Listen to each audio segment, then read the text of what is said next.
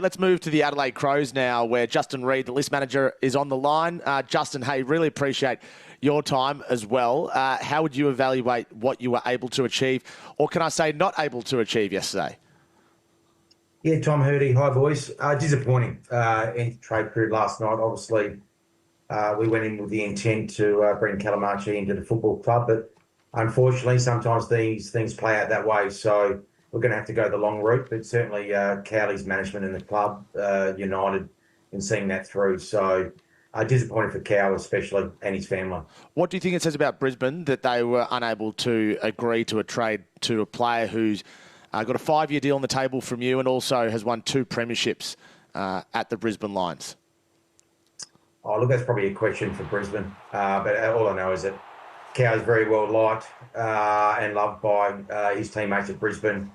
He went through the front door and was very honest and upfront some time ago around his desire to move to Adelaide for family reasons. He supported the Crows growing up. We see a real good opportunity to join us from a leadership perspective and give us great versatility. So he's very honest and upfront. So again, I can't answer those questions on behalf of Brisbane, but we know we'll see this through for Cow and treat him the way he should be. You seem, just like you've been very well measured and structured in the way you put this list together, brought in players through the trade and, from Dawson all the way through, Peatling and Cumming last year, Archie now. How much more do you think you've got to put to this list to, overcome the disappointment of going out in straight sets and go 1 or 2 steps further next year? Yeah, we certainly... we talked about being aggressive throughout the year, so we certainly had numerous conversations with certain players, and we've been pretty consistent that we're not going to trade for the sake of trading. If we could bring some high-end talent in to help the exit list at the moment, and from a profile perspective, we're still quite young with regards to age and game, so there's actually a lot of growth still from within the list that you saw this year, and a bit more exposure that we need for guys that didn't get games this year. So, look, we're not a finished product. We still know we need to add pizzas, and Calamachi being part of that, and also Pinbar Maley through the trade period as well. With the new ruck rule, 5 on the bench, he'll be able to assist us some depth through there in the ruck and the forward line. And Indy Cotton has been a big part of what we've been doing over the last 12 months as well. So, again, there's different ways on how you try to improve the list. One way through trade, but we're always open-minded on how we try to do that. And Finbar Maley is a hugely exciting player. He can jump on people's heads, he can take grabs, but his kicking's probably not where it needs to be. What was the reason for targeting him? Yeah, we'd seen, obviously, his development through Preston and through North Melbourne, through the VFL and some AFL football. He was obviously out of contract. So we just see the opportunity there at 22. His athleticism gives the opportunity maybe for Riley Fieldfoot to stay forward more. We've already got Toby Murray as well on our list that we see some real excitement, who's 22 years old as well. So just add some depth in behind a Fogarty and Phil Thorpe with some growth and upside. That's pretty exciting for the group. Did you consider either of these proposals from Brisbane to let him go? So a 2026 second rounder and a 2027 second rounder, or a future second rounder and then the pick slide from 16 to 23, and Adelaide's choice of giving up a future third and sliding from 48 to 59. So essentially 2 choices, and you said no to them. Which one was closer? Tommy, we were really clear from the start we weren't going to be involving our round 1 picks. Pick 16, or whether it being our future 1, they're valuable picks for us. Brisbane, they'll get a high-end quality midfielder in the top 5 this year. It's points value to them. To us, we need to keep bringing and adding talent to the list, and that's a round 1 pick. So that's where pick 16 sat. Historically, for a 28-year-old that's out of contract, has gone through the front door and done the right thing, never been top 10 in their best and fairest, pick future 2 and a future 3 is what we thought would get the deal done. Again, it didn't suit Brisbane's needs, and unfortunately, we can't answer for them, and we're disappointed for Cow, but again, we also have to be true to our members, true to the existing playing list, and then what we're trying to do in and around the trade period as well. So I guess what comes out of this is that we've got all our draft capital. We can continue to be aggressive up until draft night, and got all our future stock for 2026. So that's something we'll hold tightly and get aggressive with as well at some stage. Very quickly, do you restructure that deal for Kalachi now to make sure no other club can pick him up in the pre-season draft? His manager, Ben Williams, has been pretty thorough. He's been around a long time and got a relationship with a lot of clubs. So we'll look at that. We'll let the dust settle. But we'll certainly look at that between now and the end of October. But, we'll be very consistent and aggressive with how that looks. Again, when you can't speak to someone or have a medical, it's very hard to make decisions. So we're pretty confident that Cow will get through to the Adelaide Football Club. It's fascinating, isn't it? That I'm not having a go at Justin, because I know you've got to answer that in a certain way, but that's answered it pretty much the way if you look through the answer, we know exactly what he's saying. Absolutely, as it should be. That's absolutely fine. Hey, Reedy, appreciate your time. Well done this year. Minor premiership, and hopefully next year you can go a couple of steps better and maybe even salute. This list build has been fantastic. You know, I'm on the record saying that, and I think you're just about ready to pop. Thanks, Tom. Thanks, Eddie. We turn our attention to the Brisbane Lions, who won and lost via free agency this year. They bring in Oscar Allen and Sam Draper, of course. They farewell Brandon Starcevic, but the back-to-back premier, didn't they dig in on the trade negotiations with Adelaide for Callum Archie, who wasn't dealt by the close of business last night to the Crows? The Lions list manager is Dom Ambrosio. Dom, really appreciate your time after a very hectic time. Good morning. Thank you for having me. Although you looking at the vision of you last night, Dom, you look very relaxed. There was a lot of huffing and puffing around you. You didn't get out of a stroll in the corridors of Marvel.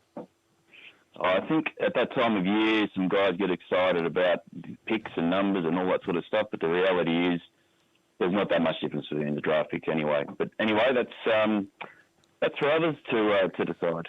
So Callum Archie, who you retain for now, the Crows offered a future second and a future third. I think that was as good as their offer got. Why didn't you take that, Dom? Oh, we didn't feel it was fair value for Cal. That's all we've ever sought. I think it's been widely reported what we would have sought for him, which was a pick slide. And at the end of the day, we just didn't think that was fair value for a player of Cal's calibre. Just give us a bit more information on what you would have accepted if you can, Dom. Well, the proposal that was put forward was a future second and a future third. We sought to replace that future third with a pick slide. And we moved a long way in the negotiations to find a middle ground, but we needed to maintain the value to us. In the end, the only difference between our best offers was a slide from 16 back to 23. They're both first-round picks. We'll likely use the pick for points, and they'll likely be other picks you used in and around that 4 points. So by the time selection actually comes to be used, it'll possibly be less than a 7-pick slide. So, Dom, after all of that, I mean, as you go home last night, you put your head on the pillow. Ultimately, Cal Archie's out of contract. How do you rationalise the fact that you stand to lose him for nothing in the pre-season draft? Well, it's a bit about the opportunity cost. At the end of the day, the end of the second round this year is pick 43. The free agency picks get inserted, compensation picks, and that shunts your selections back further down the order. We saw that this year with our picks.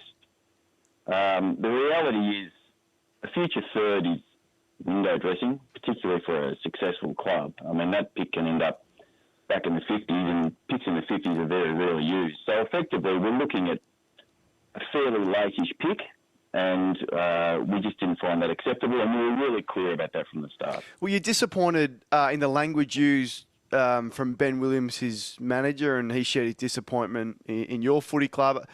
I was questioning whether he was recognising the role that Brisbane have had in Cal's career and the success that he's had, and you guys almost revitalising his career. That was my view on it. What was yours? Well, look, ultimately, Cal's not a free agent. He's had a great 6 years with our footy club. He's played in 3 grand finals, 2 premierships. He was the player of the finals in 2024. He's a big moments player. He's in his prime, and he's had a 5-year contract offered to him by an opposition club. And we have always loved Cal. We still love Cal. We've always looked after him, and we just can't hand him over for anything other than fair value. We wanted him to stay. We still do. I'm aware that Ben's made some alternate comments to that, but again, that's his choice, and it's ultimately up to the attracting party that are compelled to do the deal. What's your best guess of how this one plays out from here with him? Oh, look, as I said, we wanted him to stay. We still do. If he elects to leave, that'll be his choice, and the mechanism exists for him to exit. I mean, when you sign an AFL contract, you're bound by the rules of the AFL. You might not like it. In my contract, it says I have to do media. I don't like that. Hang on. You were going beautifully until then. Apologies, boys. But look, that's the situation, and I mean everyone's been really clear about what the mechanics are and how this would play out from the very start. We had early conversations about this, so I don't think this is a surprise to anyone. Dom, have you spoken to Cal directly, or has Danny Daly or Chris Fagan done so? No, not as of yet. It's certainly my intention to do so. I did send him a message last night, but I thought I'd let him have a bit of a sleep, and then we'll get into contact with him and pick up the pieces from there. So obviously, by virtue of the fact of where you sit in the pecking order of the competition, which is right at the top, obviously, as a back-to-back premier, you're a club and you're a list who have stars who demand to be paid. How much of this was you sending a message to the rest of the competition that you won't be picked off and your players aren't easy targets? Oh, look, it's less about sending a message to anyone and more just about we need to do what's in the best interest of our football club. We employ all of us to do what's in the best interest of our football club, and that's what we'll do. But is losing him for nothing in the best interest of the football club? It depends on what the opportunity cost is, and the reality is the opportunity cost that we're foregoing is not particularly lucrative, and we already hold an additional future third selection for next year. You can only take in a certain amount of selections into any one draft due to your list spots, and it just doesn't move the needle. So the reality you need to look at is the outcome of which players you can bring into your football club. And it wasn't significantly going to change that position. So in Oscar Allen and Sam Draper, the pair of them are long-term targets, of course. You set your mind and your attention to getting them, and you did so via free agency. Just how much time, effort, research goes into, I guess, the physical health long-term of both of those guys?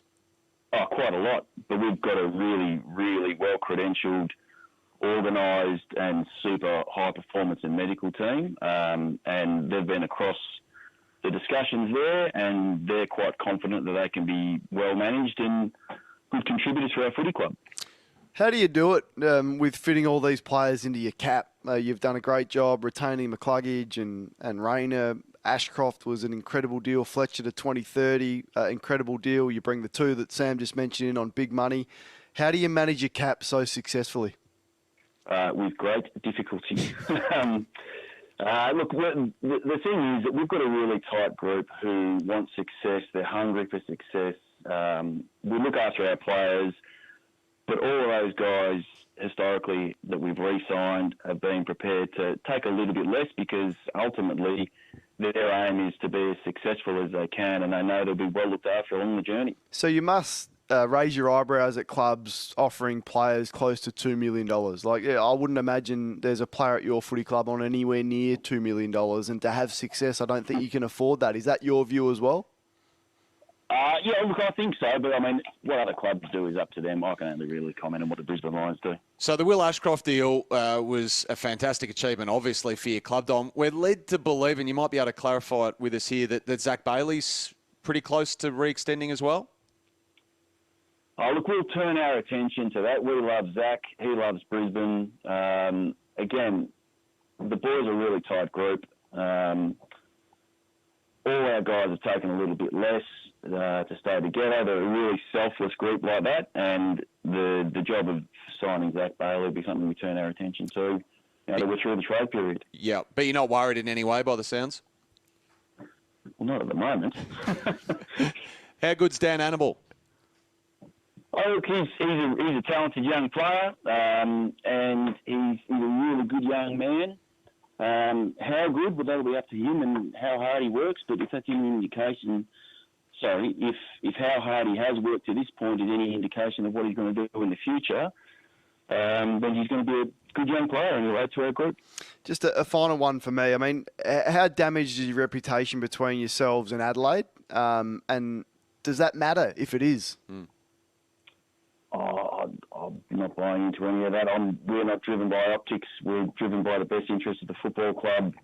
We sought only fair value. We didn't stonewall. We communicated clearly.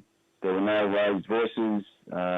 ultimately it's incumbent upon the attracting club to broker the deal. And look, we've been on the other end of this. We've been on the other end of this with guys like Charlie Cameron, Josh Dunkley, Lockie Neal. They were all guys that we sought to attract to our footy club. And initially, we felt uncomfortable with what was being sought for them at the time.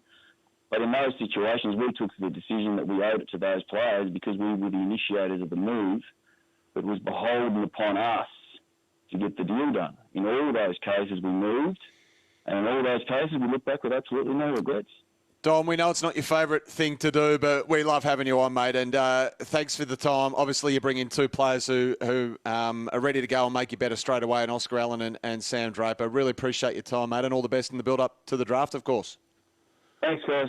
We'll get into the Charlie Curnow side of things in just a moment because Carlton were one of the busiest clubs in the trade period, Kane. They had stars leaving via free agency. They had a dual Coleman medalist in Charlie Curnow wanting out, but they worked very hard to bring in 5 ready-made players while extracting a king's ransom for that man, Charlie Curnow, that's given them access to 6 first-rounders across the next 3 drafts. The head of football at the Blues is Chris Davies. Chris, good morning to you and welcome along to the Deadline Debrief. Yeah, thanks very much for having me, fellas. I appreciate it. Are you a better side next year on paper, do you feel? I certainly feel that we're more balanced, and that was one of the things that we had in mind in going into this trade period is to add some pieces to our squad who are going to be helpful across the ground, not necessarily needing to be stars when they come into the club, but definitely adding some things that we haven't had in the past, and we felt like that was really important in any deal that we did for Charlie in the end. CD, how can we ever believe anything that you tell us? Vossi said he wouldn't pick up the phone for offers for Curnow. You said he's a Carlton player. He's got 4 years left. What changed? Well, I think that we all said through the period that if anything was going to change, it was going to need to be a significant deal, and I don't think you need to look any further into what I said other than we wanted Charlie to be a Carlton player into the future. Now, Charlie made it clear throughout the trade period and before that even that he was wanting to leave our footy club. And so it was then our responsibility to have a think about what we thought was best for the footy club, both in 2026 and long term. And I'm pleased with the outcome, Kane. I'm really pleased. I think that, as I say, across the ground, I think we're better. No, you should be pleased. Absolutely. I couldn't love Ainsworth and Hayward anymore, and hopefully Florent fills a need for you and resurrects his career somewhat. What's his body like, Charlie Curnow? Did that play a factor in it? I hear his knees aren't great. Was that your view at the Blues, and did that factor into your decision-making? Well, I think all of those things play a factor when you're considering about the player's ability to be resilient from an injury perspective, their age, what they contribute to the club on and off the field, both positive, and negative, and that's the reality of every situation. I'm not just talking about Charlie there. When you're letting go a player from your club who has an impact on your AFL team's performance, you want to take into account every factor. But that's one of them that we considered, and that's not to suggest that we had overly concerning aspects of Charlie's body, but it's certainly something that you think about in these situations. And importantly, as you said then, I mean, I think that Hayward and Ainsworth, as 2 players that you look at as part of the trade period overall, are players who will add something significantly that we haven't had. We think that Florent, with his outside run and ability to get up and down the ground, can be significant for us, maybe more significant than what he has been for Sydney over the last period of time. But he's also, bringing great character and leadership to our group. And Campbell Chesser is a guy who comes into our club, from a pick that is relatively late that we probably wouldn't have used anyway. That has quite a high ceiling when you consider he was drafted at pick 14 or 15 a couple of years ago. I've asked you about Elijah Hollands. You've been very open and honest, as has Michael Voss. Did anyone inquire about him, and where is he at now? No, look, I don't think that there were too many takers for Elijah in the end. We'll have to sit down over the coming days and work out, where we think the holes are on our list, and that includes, not being able to get the Buku Khamis deal done as well, that probably leaves us a little bit light in an area that we think we've probably got to add something to, or rethink the way that we're going to go about it in 2026. But we'll take the right amount of time now over the next couple of weeks and work out what we think we need to bring in from a draft, and also potentially free agent sort of basis. Chris, you brought in 5 players. Why wasn't Buku Khamis the 6th? What went wrong there? Look, I think that at the end of the day, that got quite late, and the club was prioritising making sure that the Charlie Curnow deal, was right. We put some things to the Bulldogs, throughout the trade period. The pick that we ended up using for Chester was on the table for a period of time. In fairness to the Western Bulldogs, they didn't believe that was good enough, and they were willing to keep Buku for the final year of his deal. We accept that that's part of this. I'm not happy that we didn't get it done, because we wanted to get Buku into the club, but I think both he and his manager would know that we gave it a red hot crack. And just with the Charlie Curnow deal, which was an absolute monster by the close of business, what was the final sticking point? Was it the 2027 first? Was that the final piece of haggling that you wanted and they might have not been willing to give up initially? Yeah, fair to say, Sam. Again, when I think about the Charlie deal in the end, the club was very much taking the view that we didn't want Charlie to go when he made it clear that he wanted to and that he still wanted to. Our view was we wanted, if Charlie was going to go, that we wanted to make sure that we get at the very least one good player in, and we've definitely got that in Will Hayward. And we wanted to set up our next 2 and 3 years worth of draft capital. We've got, as a club, we're fortunate in the sense that we've got 3 high-quality academy potential players coming through our club. We've got Harry Dean this year. We've got Jack Ison potentially this year, and we've got Cody Walker. 3 players who we believe are of very high talent. If we were going to do the deal for Charlie to go out the door, we wanted to have the ability to bring something in that was going to make it such that we have enough points over this next period of time to manage whatever we need to.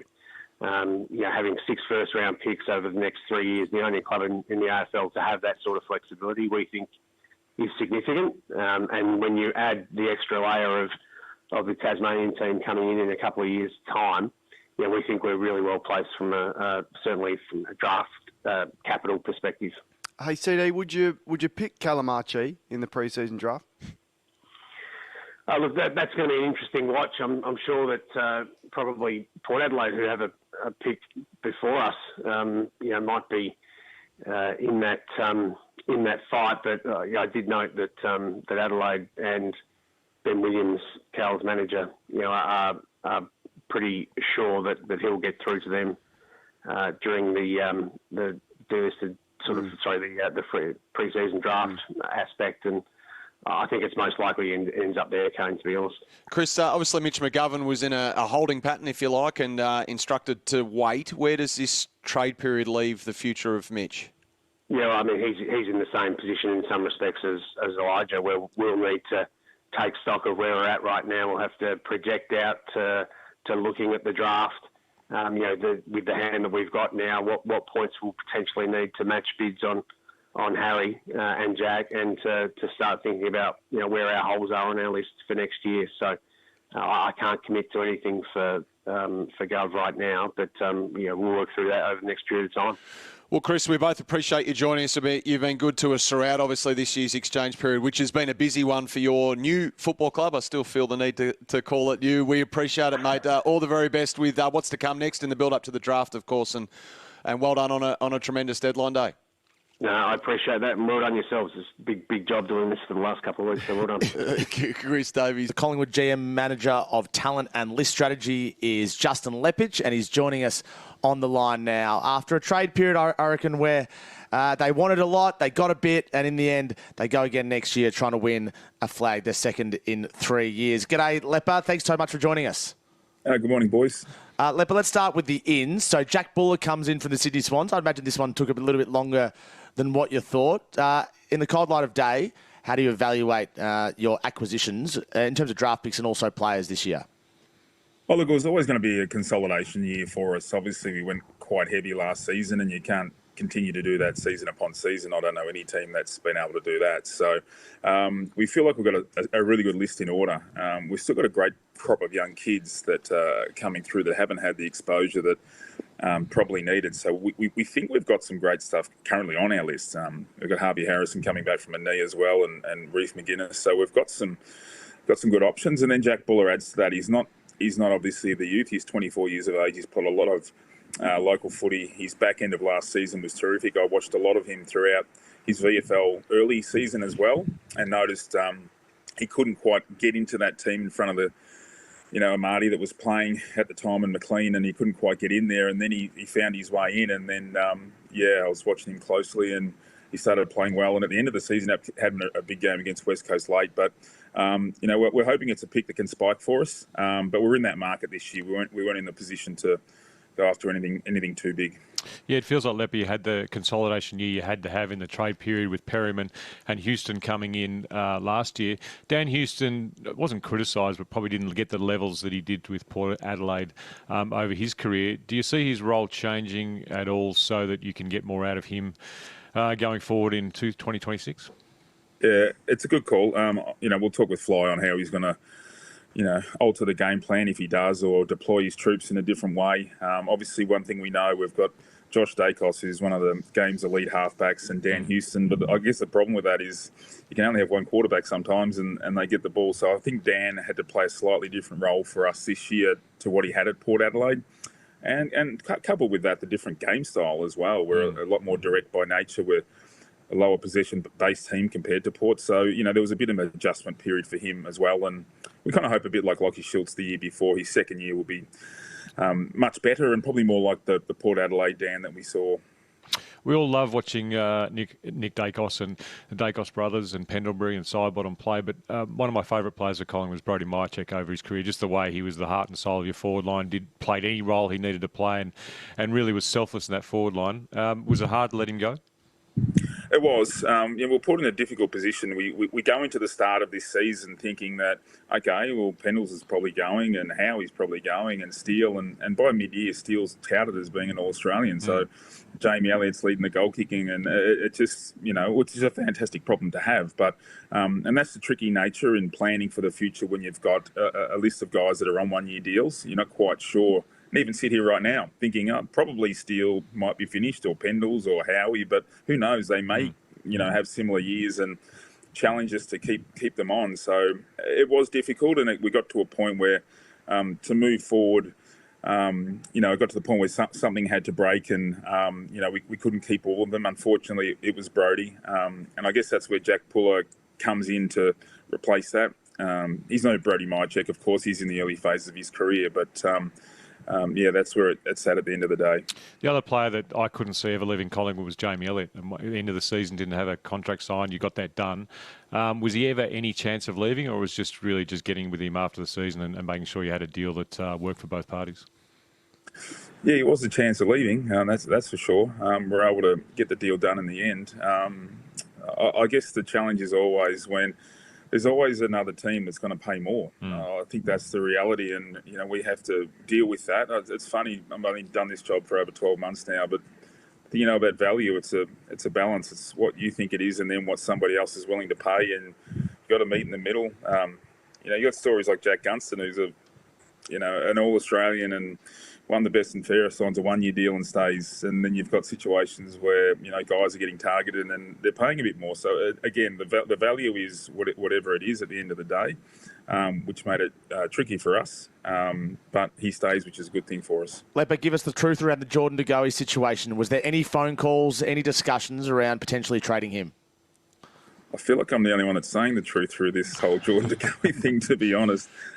We've spoken to his management and more about the long term. I mean, Geordie's got 2 years to run. I speak to Ryan, and it is Geordie would like to look at what point is that long-term contract going to come to finish his career. That's really where the conversations end and started. And in their words, it was, this time next year we'll look at that. So that is why it is, and they're really mature. Ryan and Geordie are both really mature on, we understand where is our team going to be in 12 months? Where should I be deployed? Is it with Collingwood? Is it with...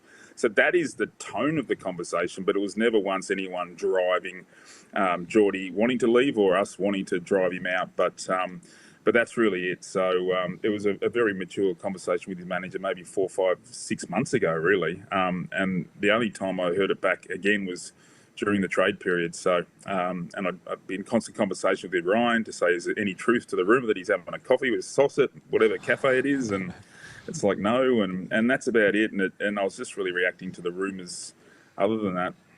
There's been a lot of controversy this trade period, Merritt, Kerno, but one of the biggest ones this morning, Lepper, is Tom's bone white, off-white jacket. Beige. What do you think of his jacket? Would you wear one like that? Oh, he's stylish to me. You know, he's got, at least he hasn't got the tie on today, which is nice. But yeah, very good. Like it, Tom. Thank you, Lepper. I appreciate your fashion advice, and yours as well, Hurdy. I just wear this stuff. No, that's absolutely fine. You've got to support the sponsors. Lepper, how difficult is it in your role managing a list which is ageing and keeping everyone within the salary cap and making sure that you contend every year? The way some people comment, you would think it's easy, but it's actually not. Obviously, it's also players sometimes see what you pay them is how much you love them, and that's the trickiest part of this role. I'm a coach, so I've come from a role where you sort of love and support players and care about them, and now it's almost saying, now you've got to rank us on how much you love us to how much you pay us, and there's no real link to that, but that's the greatest challenge in the role, is to want to love and support your players and give them what they want, but knowing also you've got to fit into the restraints of a cap and all those sorts of things. It makes it really tricky. And it means you've got to make tough decisions and hard decisions. But I'm lucky I've got great support with Charlie Gardner and Craig Kelly, who's been around the game a long period of time. And now got my team, Shane O'Breeze in here. You know, he's got a former coach, terrific football brain. And, so we've got a great team around to make these decisions and support each other in it. One of the forgotten men, I think, in football is Tom Mitchell. He's, Brownlow medalist, now Premiership player. It felt like during the finals or toward the end of the year with Ned Long and Pendles, there wasn't a role with him in there. What's the future for Tom? Will he be at Collingwood next year?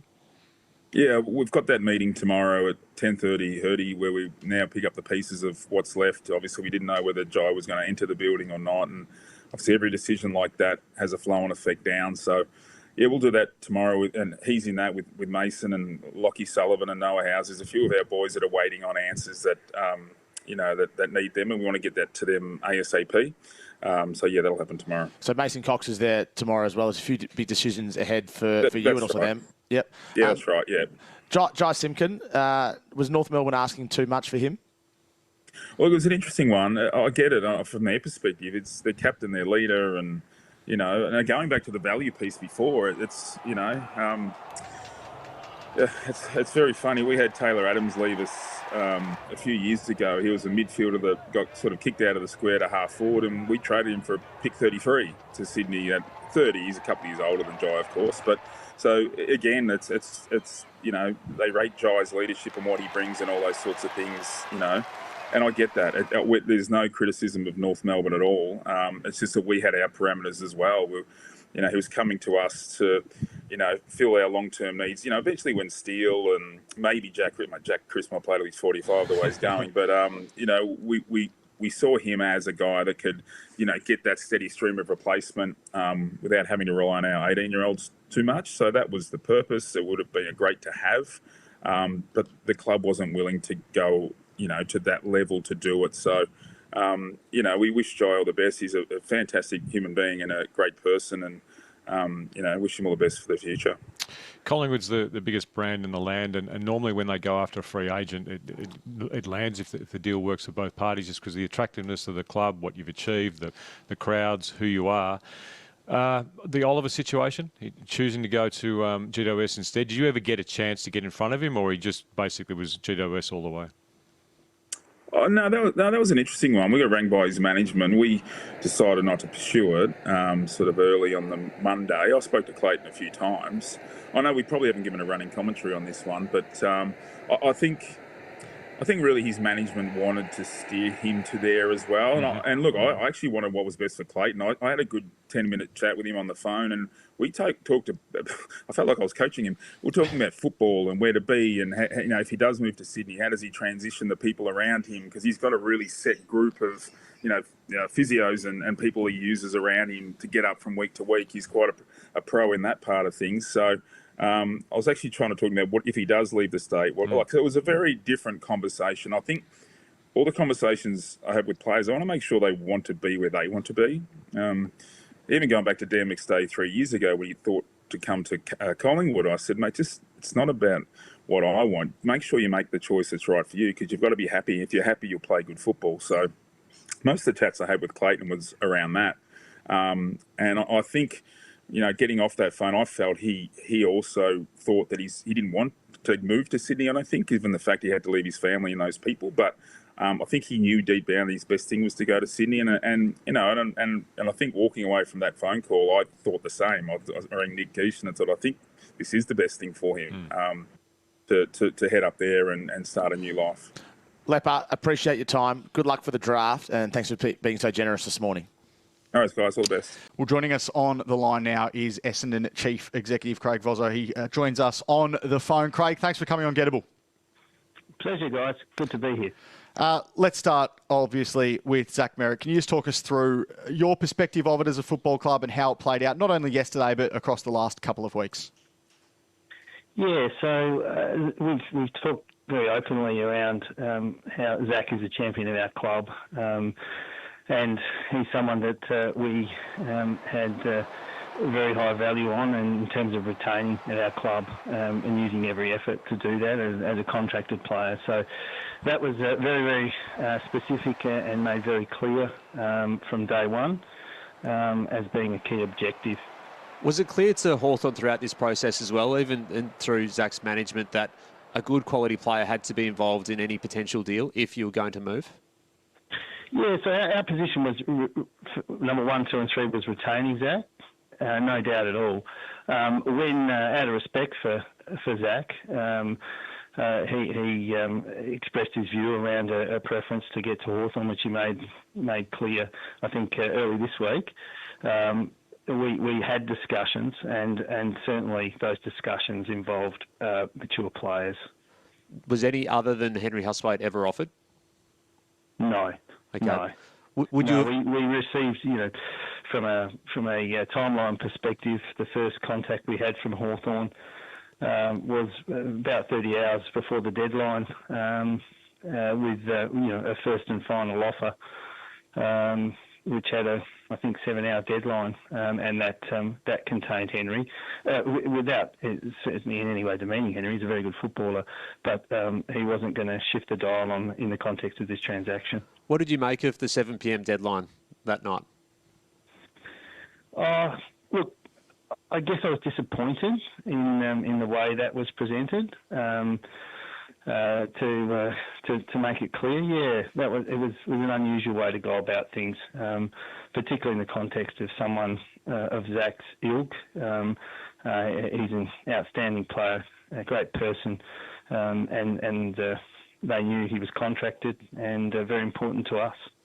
Given Zach's desire to leave the football club over the last couple of weeks and get to Hawthorn, and given Hawthorn's willingness to pursue Zach throughout this process, were you surprised we got to a point where 4 p.m. on Tuesday afternoon leading into the deadline day and a bid hadn't actually landed for Zach Merritt? Yeah, I was, to be honest. But we all go about our business in different ways, and that's the way they decided to approach it. I was surprised, very surprised. He stays at the football club now, obviously. How much work at Essendon now needs to go on to help Zach reintegrate ahead of returning both for pre-season training and then going into the 2026 season on the other side of Christmas? Yeah, that'll be a priority for sure. I mean, taking emotion out of everything, I think that's really important. The primary reason we wanted to retain Zach is because of his quality, both as a person and a player. So we'll take steps to do that. I think taking some steam out of it over the coming few weeks is an important thing as well. And then obviously there'll be contact in that period, but yeah, I don't see that as being a problem. Every one of our players has a very high respect for, and staff have high respect for Zach, and know the professional that he is, and will use every effort to make the transition back in comfortable at his footy club. Have you spoken to Zach yet this morning or last night, Craig?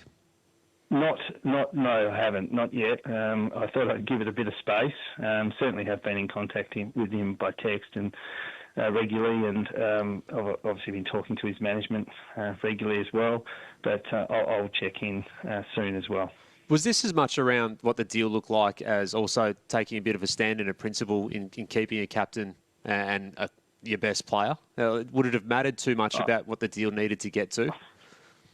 So when you break it all down, our objectives going into the period were to bring in some mature talent, talented players into the group to support our younger guys, and we wrapped that. We got Braden Fiorini through the door, and I'm sure you'll talk to that soon. Preserve and enhance our draft hand wherever we could, but really importantly, retain our best players. And Zach is our best player. And we've made that clear. I mean, it's pretty obvious, and we've also made that clear publicly as well. So that was an important strategic objective, and important that we carried through. But as I said earlier, out of respect for Zach and his comments as well that he's made public, we did explore various alternatives with Hawthorn in the last 30-odd hours of the trade period. Just the last one on Zach from me, Craig. Can he be captain in 2026? Well, we'll go through our normal process for captaincy in the new year. Once the dust settles and Zach's reintegrated into the group, and we'll work that through. It's a very high honour to captain a football club, as you both know, and there's processes. The normal processes will be followed, and we'll see what they deliver. You mentioned Braden Fiorini. He was the inclusion, adds to your wing stocks, comes in as a 28-year-old who can play straight away and add some leadership as well to the group. I'm interested, though, Foz, to ask you about your draft hand, because we just had Matt Clark on the show, and he's got pick 1 and pick 2. Do you guys look to bundle up and trade up the order, or are you happy staying put with your selections as is? Definitely looking at ways to compress, looking at ways to move up. The boys are all over that. So both methods, and I'm sure they've started the phone calls with Clarkey, being inundated, and hopefully we get some productive times with those. Well, Craig, you've been very generous with your time. It's been a big couple of weeks for the football club. Good luck over the next few months leading into the 2026 season. Thanks, guys. Appreciate your time. All right, let's get to Fremantle's footy boss, Joe Brody, who joins us on the line now. Joe, thanks for coming on Gettable. No worries, gents. Thanks for having me. Might start there with the only acquisition for the football club, but a pretty good one in Judd McVee. What are you hopeful of him bringing to the club, and how did that interest develop across the course of the year?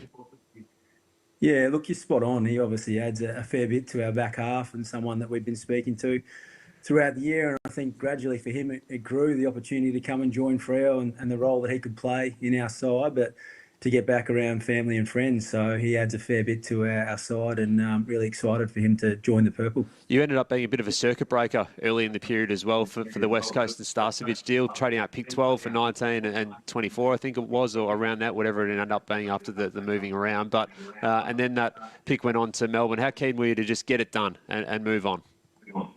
Yeah, look, conversations are really good with Melbourne. Wolsey obviously led that, and it became really clear what it looked like to get Judd to us. So don't think we've done a trade. We were already involved with West Coast for a while, so it was nice to be able to get that done pretty early and ultimately bring Judd in. And we feel like that early second round was about right and a good fit, and allows us to stay at the end of the first round as well. So it's pleasing to be able to bring in some more talent into the side next year, and obviously had a great result last year with Murphy around that pick 17. So we think that there's still some great talent at pick 20. Pretty good player, Murphy Reid, Riley. Just want to say. Yes, Cal has been all over Murphy Reid for a long time now.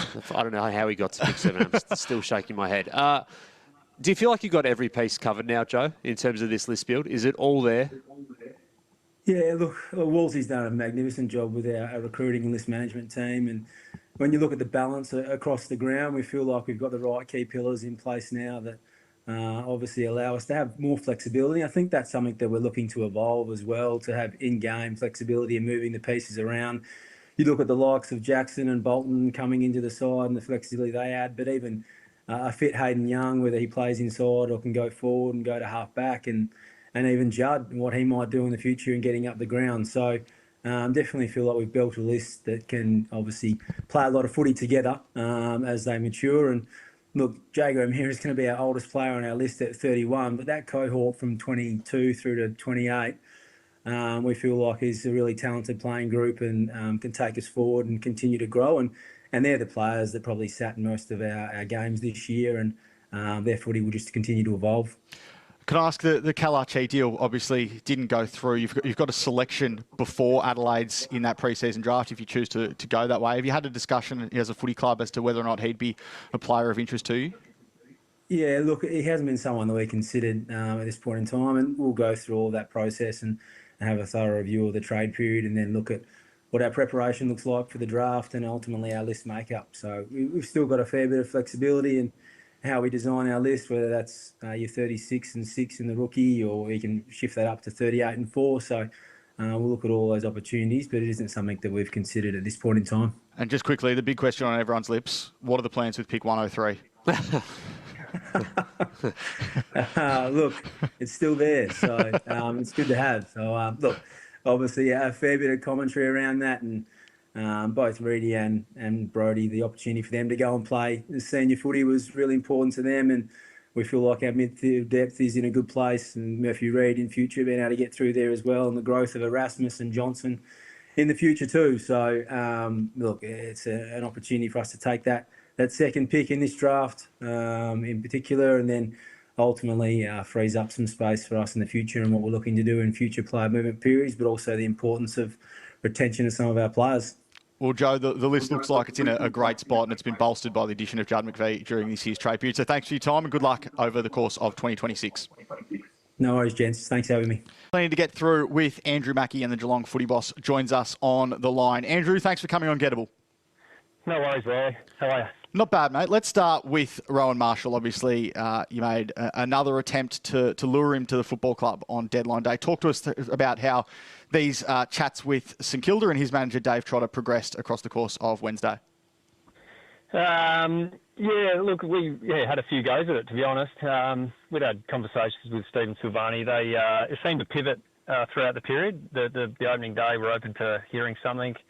Tried to sort of find out what a deal looked like. They're a bit vague on that. And then sort of Thursday, I reckon, sort of said they weren't trading him. But once a player commits to your footy club, as Rowan did, we wanted to see that out and make sure we had a good crack at him. So we kept going up until the deadline, and unfortunately wasn't able to happen. But, these things happen when you've got contracted players. It is a big chance that that's the way it plays out, but not through a lack of trying. So day one, as you say, Andrew, the pick 19 was on the table. What do you feel changed in that period?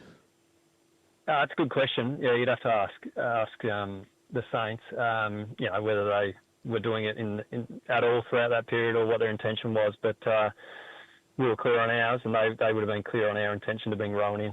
What was the best offer in the end, and how close did you get to maybe moving them, do you feel, in the final minutes or moments? No, it was a good deal. It was, what do you think was a good deal? It just felt like in the end they just made their mind up. They weren't trading no matter what. So, we probably offered up more than we thought we were going to, but in the end we wanted to bring a player in. It's unfortunate it didn't happen for Rowan. Would have loved that. No, we're really confident with what our list is going to be going forward. You had overlapping chases in some ways, given the interest that was real and significant in Charlie Curnow, and Charlie Curnow's interest that was real and significant in Geelong. Did you weigh up another play for him on Wednesday through that deadline day as things continued to stall between that Sydney and Carlton talks?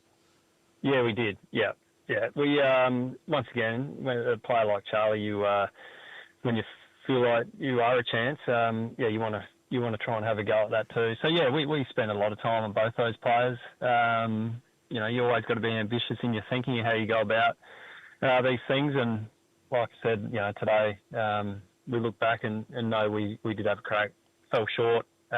Ultimately, Charlie gets done to the Swans, so good luck to him. And Rowan stays where he is. But we did keep discussing that.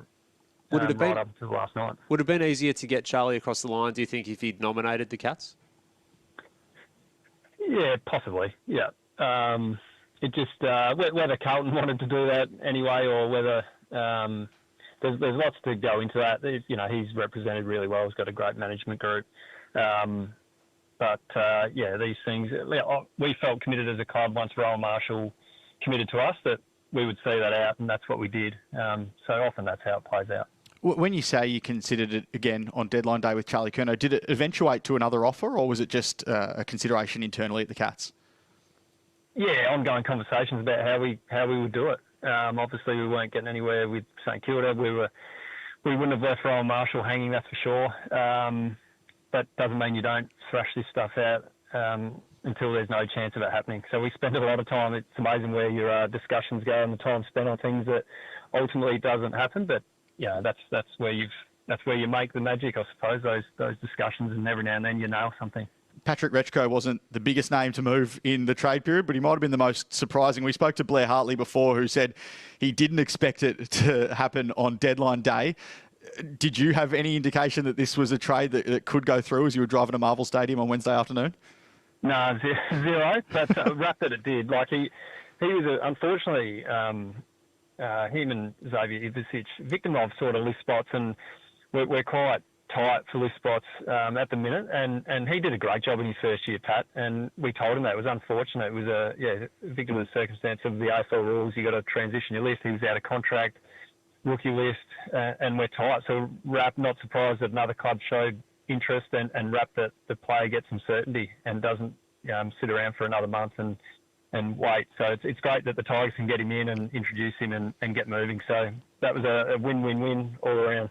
Just a quick one on Ron Marshall before we finish up on him. He's got 2 years left to go on his deal. Reece Stanley has signed on for next year, of course, at the footy club. Do you go again on Rowan, do you think, next year? Oh, well, there's plenty to work out between now and then. But he's a good guy.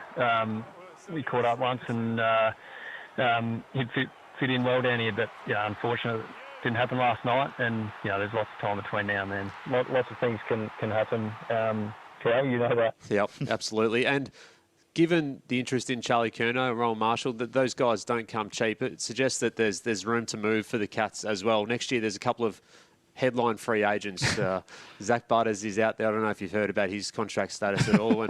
And Sam Walsh as well, who happens to come from a town pretty close to the footy club. Are you going to be pretty proactive again next year? Always, Cal. Yeah, always.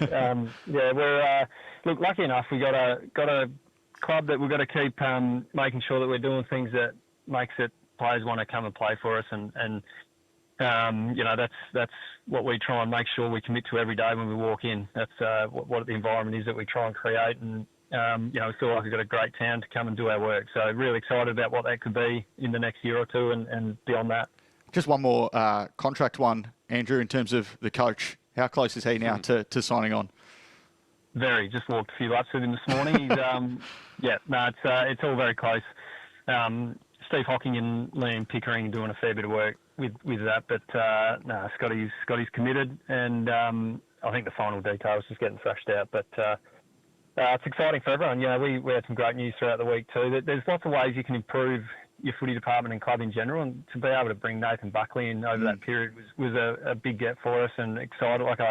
We had a couple-hour meeting with Nathan last Thursday, and he's just a coach in waiting. You can tell that he's got it all in front of him once again. So we're just going to be rapt to have him in our footy club, and looking forward to what he brings. But a lot of excitement down here, and obviously Warple comes in as a free agent. So looking forward to everyone having a rest and get back into it when they come back. I was just going to ask you that before we do let you go on Bucks. Like, how does that idea pop up? Because it's a huge get. It was one of the surprises off the trade period. It had nothing to do with the trade period. Just drop a little bomb there on Twitter, the Geelong Cats Twitter account. But no one had seen that coming. So how quickly does that move, and how does an idea like that come up?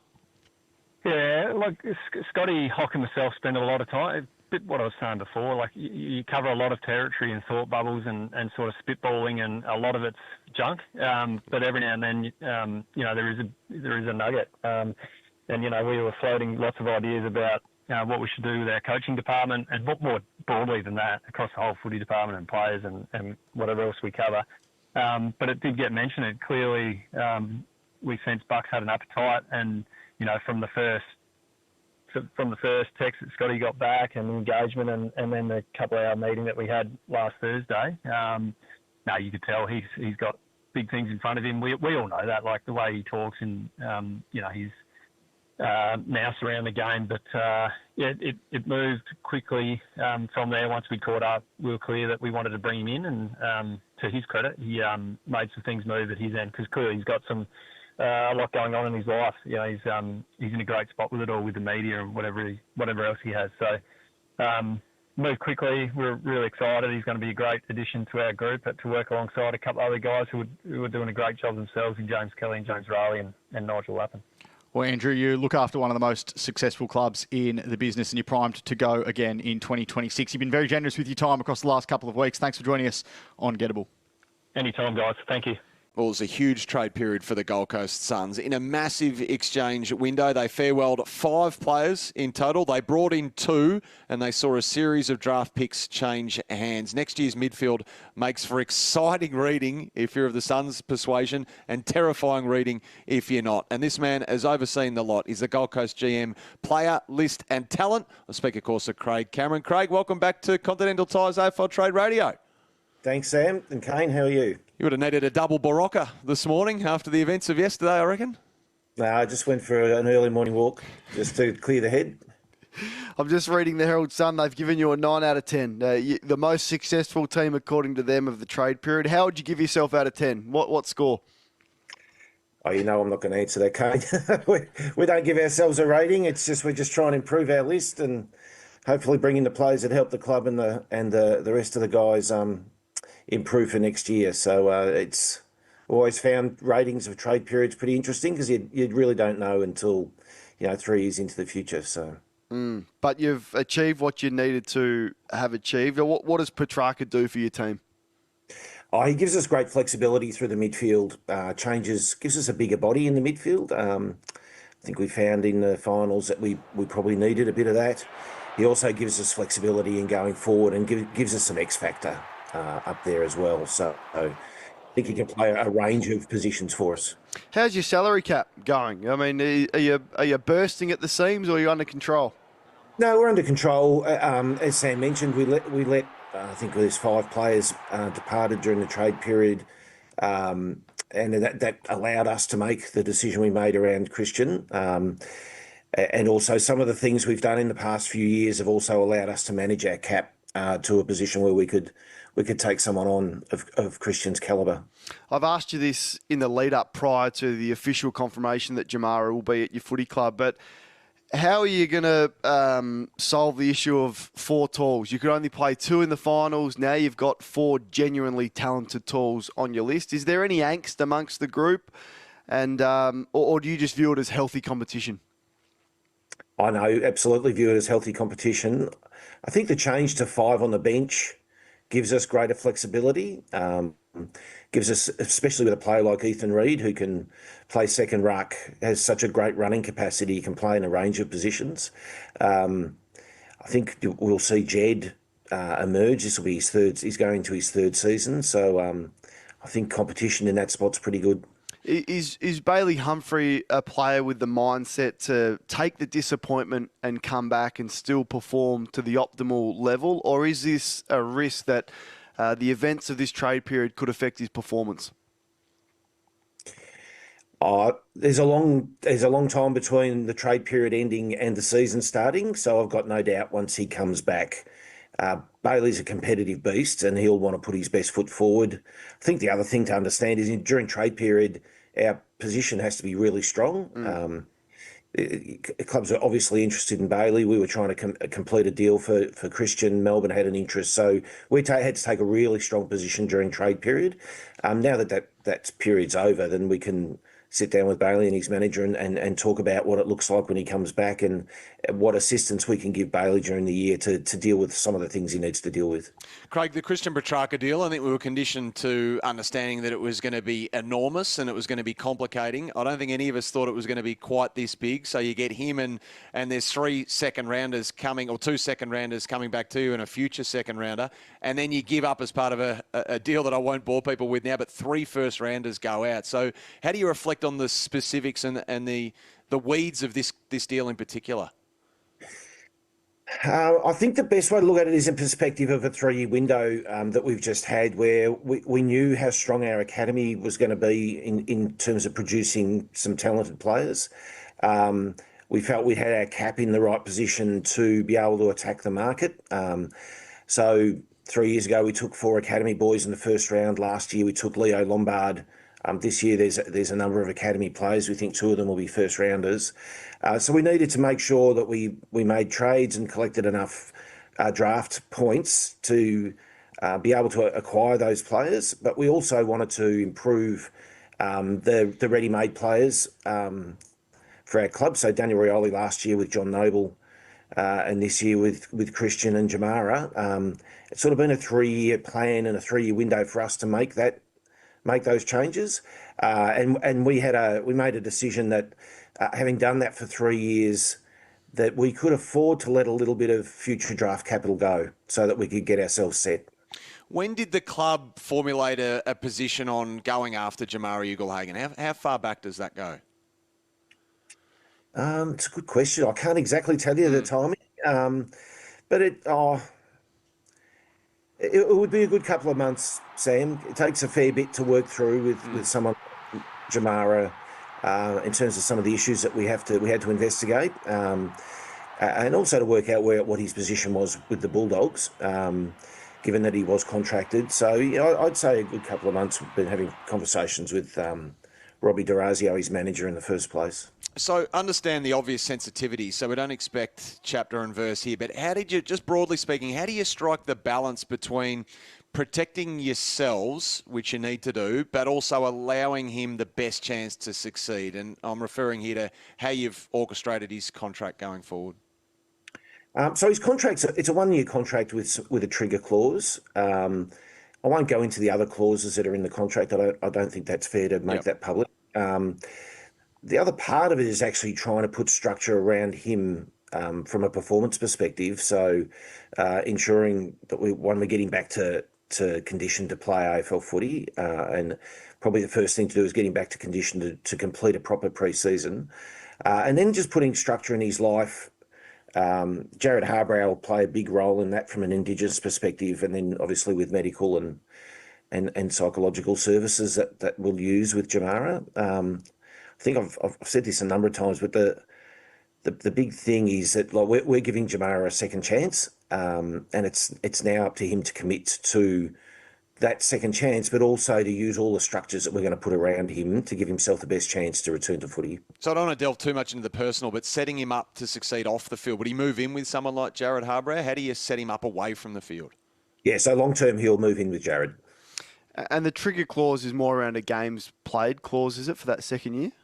Yeah, so the trigger clause is a games played, and then there's other clauses, which, to be honest, is just most of the clauses are in standard playing contracts anyway in terms of behaviour, and the other clauses are more pointing to that, if you like. How delighted is the coach to get his hands on Christian Petrarca next year?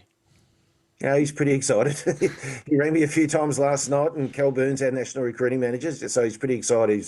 He was texting me at 6:30 this morning, so I don't know if he's been moving magnets around or what he's been doing, but pretty happy. Have you got an answer from Danny Daly yet? Yeah, I think Danny is staying at Brisbane. That's the impression that I got last night. I don't think we've had anything official, but yeah, that's a big piece, isn't it? The head of football to state the obvious, and they don't grow on trees, Craig. No, they don't. It's a tough position. It's a lot of putting fires out and solving people's problems, but would have been nice if Danny had joined us, but I'm pretty sure he's going to be staying at Brisbane. So before we let you go, the play going forward for next month's draft and the academy, I guess, pieces you've got involved in that? Yeah, so without boring without getting too boring, our national recruiting manager, Kel Burns, has actually built a model that helps us understand and manage what points will occur or are needed when we go into the draft. We actually used it during this trade period so that whenever we made a move, Cal could plug that in and get an understanding of what we might need. So I think the pick swaps start again next week. Cal will be really heavily involved in that, and then obviously we've got some plans on draft night with some clubs that'll look to move up the board and help give us some additional points. So there's still a little bit of work to do. Well, you and your team, Craig, have been one of the busiest in this year's trade period. There is no doubt about that, and yet you still found time for us. So we really appreciate it. We do every year, mate. Well done on what you've done, and best of luck building up to the draft. No worries. Thanks a lot, guys. Awesome. GWS, the Giants, they were shot out of a cannon, Kane, after Melbourne made it clear that Clayton Oliver needed to find a new home. In fact, they met with Clary on the very same day, and they got a commitment from him not long after, and they got their man. Their head of football at the Giants, of course, is Jason McCartney, and he joins us via Zoom on the early trade. Jason, are you there? Yeah, good morning, Sam. Good morning, Kane. How are you? You happy? Yeah, delighted.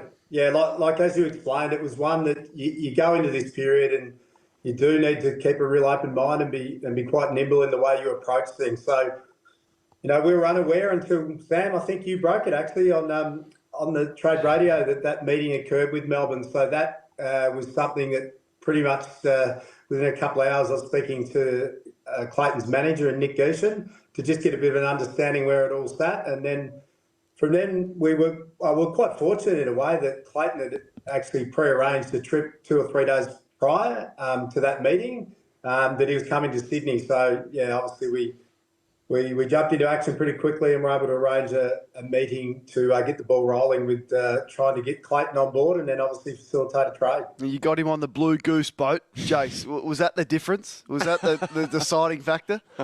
The Blue Goose is the factor, Kane.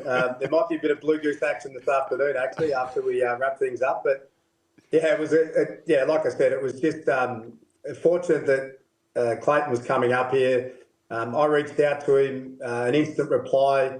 Didn't think we'd be able to meet straight away. It was more around the message being, hey, when the dust settles, Adam and myself would love to chat with you and Nick and your management team. And Clayton's response was, I'm free tomorrow. So we actually had our Kevin Sheedy medal, our best and fairest that night. So there was a fair bit of organising going on while the best and fairest was on, and just our players were scattering off overseas the next day. So gathering the troops who were still around for that, and we had plenty of boys put their hand up. They wanted to be part of that. Our guys are really hungry. Like we've been around the mark, but we haven't been good enough. Obviously, that's the feedback we're getting. We failed in the last 2 final series. So yeah, this has been a great acquisition for us.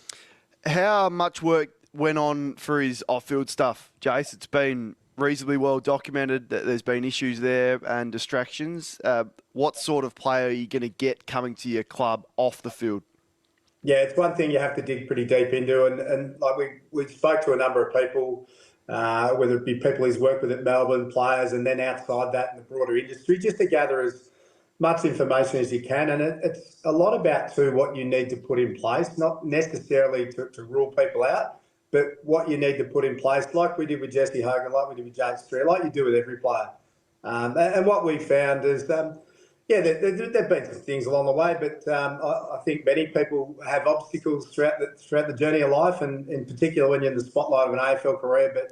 But we were strong on the information we gathered that there was nothing there that would prevent us going down this path and having full confidence that Clayton, his character and in our environment, would get a really strong positive result.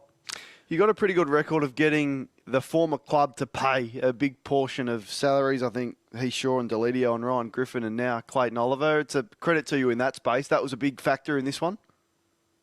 Yeah, I don't want to comment too much about other clubs and what they have to do. But what I will say, I've been on the other side of this when I was at the Bulldogs and the Tom Boyd trade and Ryan Griffin, where we paid at the Bulldogs. I think I paid Ryan more in his first year at the Giants than what I was paying him at the Bulldogs. So, it's nice to be on the other side of it. So the deal only got done yesterday, though. So, again, without going into specifics, was it the haggling over the future third, or was it more the haggling over the finances that meant that it went into the last day? Yeah, I really only had one or two discussions with Tim Lamb once Clayton agreed that he wanted to come and join us at the Giants. And around that, it was just, all it was about this is the pick we have and this is what we'd be prepared to do. So from that, I know Melbourne had a lot going on and they're pretty active with, players going out, but also what they're acquiring via picks and players. So ultimately, the negotiation was more myself and Nick Geeshan and Paul Connors about, hey, this is what we can pay. And that's really the negotiation part. I think after that meeting occurred with Clayton and Melbourne back a couple of weeks ago now, that they knew then what they were doing, but you also, they didn't have any real strength in this negotiation. And again, it's horses for courses. I've been on the other side of it. I think Tim Land's a fantastic operator, done it really well for Melbourne for a long period of time, but your hands can be tied in some situations. So you just can't, you need to look at what you require in a trade period in totality. And obviously they were able to get to work with the Gold Coast on what they got for Christian Petrarca. And it's situational because that looks like a lot, and it is. But remember, the Gold Coast objectives are different. They didn't really need those picks either. So, yeah, I think what you do at the end of a period, the dust settles and you look at, okay, what we were able to do with all our dealings. And that's how you assess rather than just individual deals you've done. Jason, since we last had you on Trade Radio, obviously you've re-signed Lecalier. St Kilda spoke, around that last night. There weren't a lot of answers and there wasn't a lot of clarity, but you've re-signed him to a 2-year deal and obviously you're delighted with that. Yeah, it was. It's been an interesting period for Lec, but yeah, we are delighted. Like if we go into this trade period thinking Lec was obviously leaving the club and gone, so to be able to bring Clayton in and retain Lec, and obviously we've got Jaden Laverde coming in via another mechanism post-draft. So it's been, again, in totality, it's been really successful. And yeah, like we said to Lec straight away, both myself and Adam Kingsley spoke to him last week when we found out that St Kilda was walking away from that arrangement or that they had in place. We just assured him that he's more than, we're more than comfortable. We'd love to have him back. And that's one of the things, we've had a lot of players that we've traded over the journey or a couple have left, but a lot of we've had to sort of work with the player and the manager. You've obviously got a salary cap you work within. So there hasn't been too many players that have left the Giants on bad terms. So it was never an issue with him coming back. Like, we're really happy where he sits as a player. Like, he's still developing. A bit later to the game, obviously NGA over in South Australia with Adelaide and just evolving. So he's far from the finished product, but there's a lot to work with.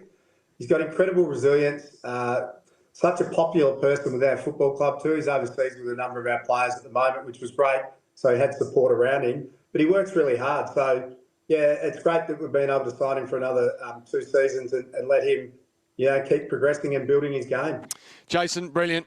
You were quick on the phone, no doubt about that, and you got your man. And Lecalier's a nice little icing on top of the cake, I guess the acquisition or the reacquisition that you didn't expect. But awesome to have you on, mate. You've always been very generous with your time and kind to us here at AFL Trade Radio. So well done to the Giants and best of luck with that pick 12 going into the draft. Yeah, no, thanks, guys, and well done on the coverage too. It's quite exceptional, to be honest. It allows, I don't know what others do, but it allows us who are in the industry to really keep across things, especially when you're an interstate club. So, incredible coverage. So well done. I hope you guys get a bit of a rest now as well. Good on you, Good mate. man. Jason McCartney there, who now Blue plays Goose. on. Yeah, the Blue Goose was the difference here. Hawthorn was one of the biggest stories last night, Hurdy, not just because of some of the players they brought in across the trade period, but because of some of the players they let go. James Walpole via a free agent, Changwath Jast found his way to Melbourne, Jai Sarong went to Sydney, but clearly the spectre of Zach Merritt loomed large, and their footy boss, Rob McCartney, has been good enough to join us on the line this morning. Rob, welcome to Trade Mornings. What a busy night it was for us last night. Let's start with the Zach Merritt discussion. How close did this become for Merritt to be a Hawthorn player? I think only probably Essendon can answer how close. Obviously, having the hand that he was a contracted player, they had the power of making that final decision. But look, the conversations were back and forth. We obviously felt that, if you listen to the narrative, it was that it needed to be an exceptional offer that was put in front of Essendon. in the end, we felt we did that, but we just weren't prepared to agree to a ridiculous one.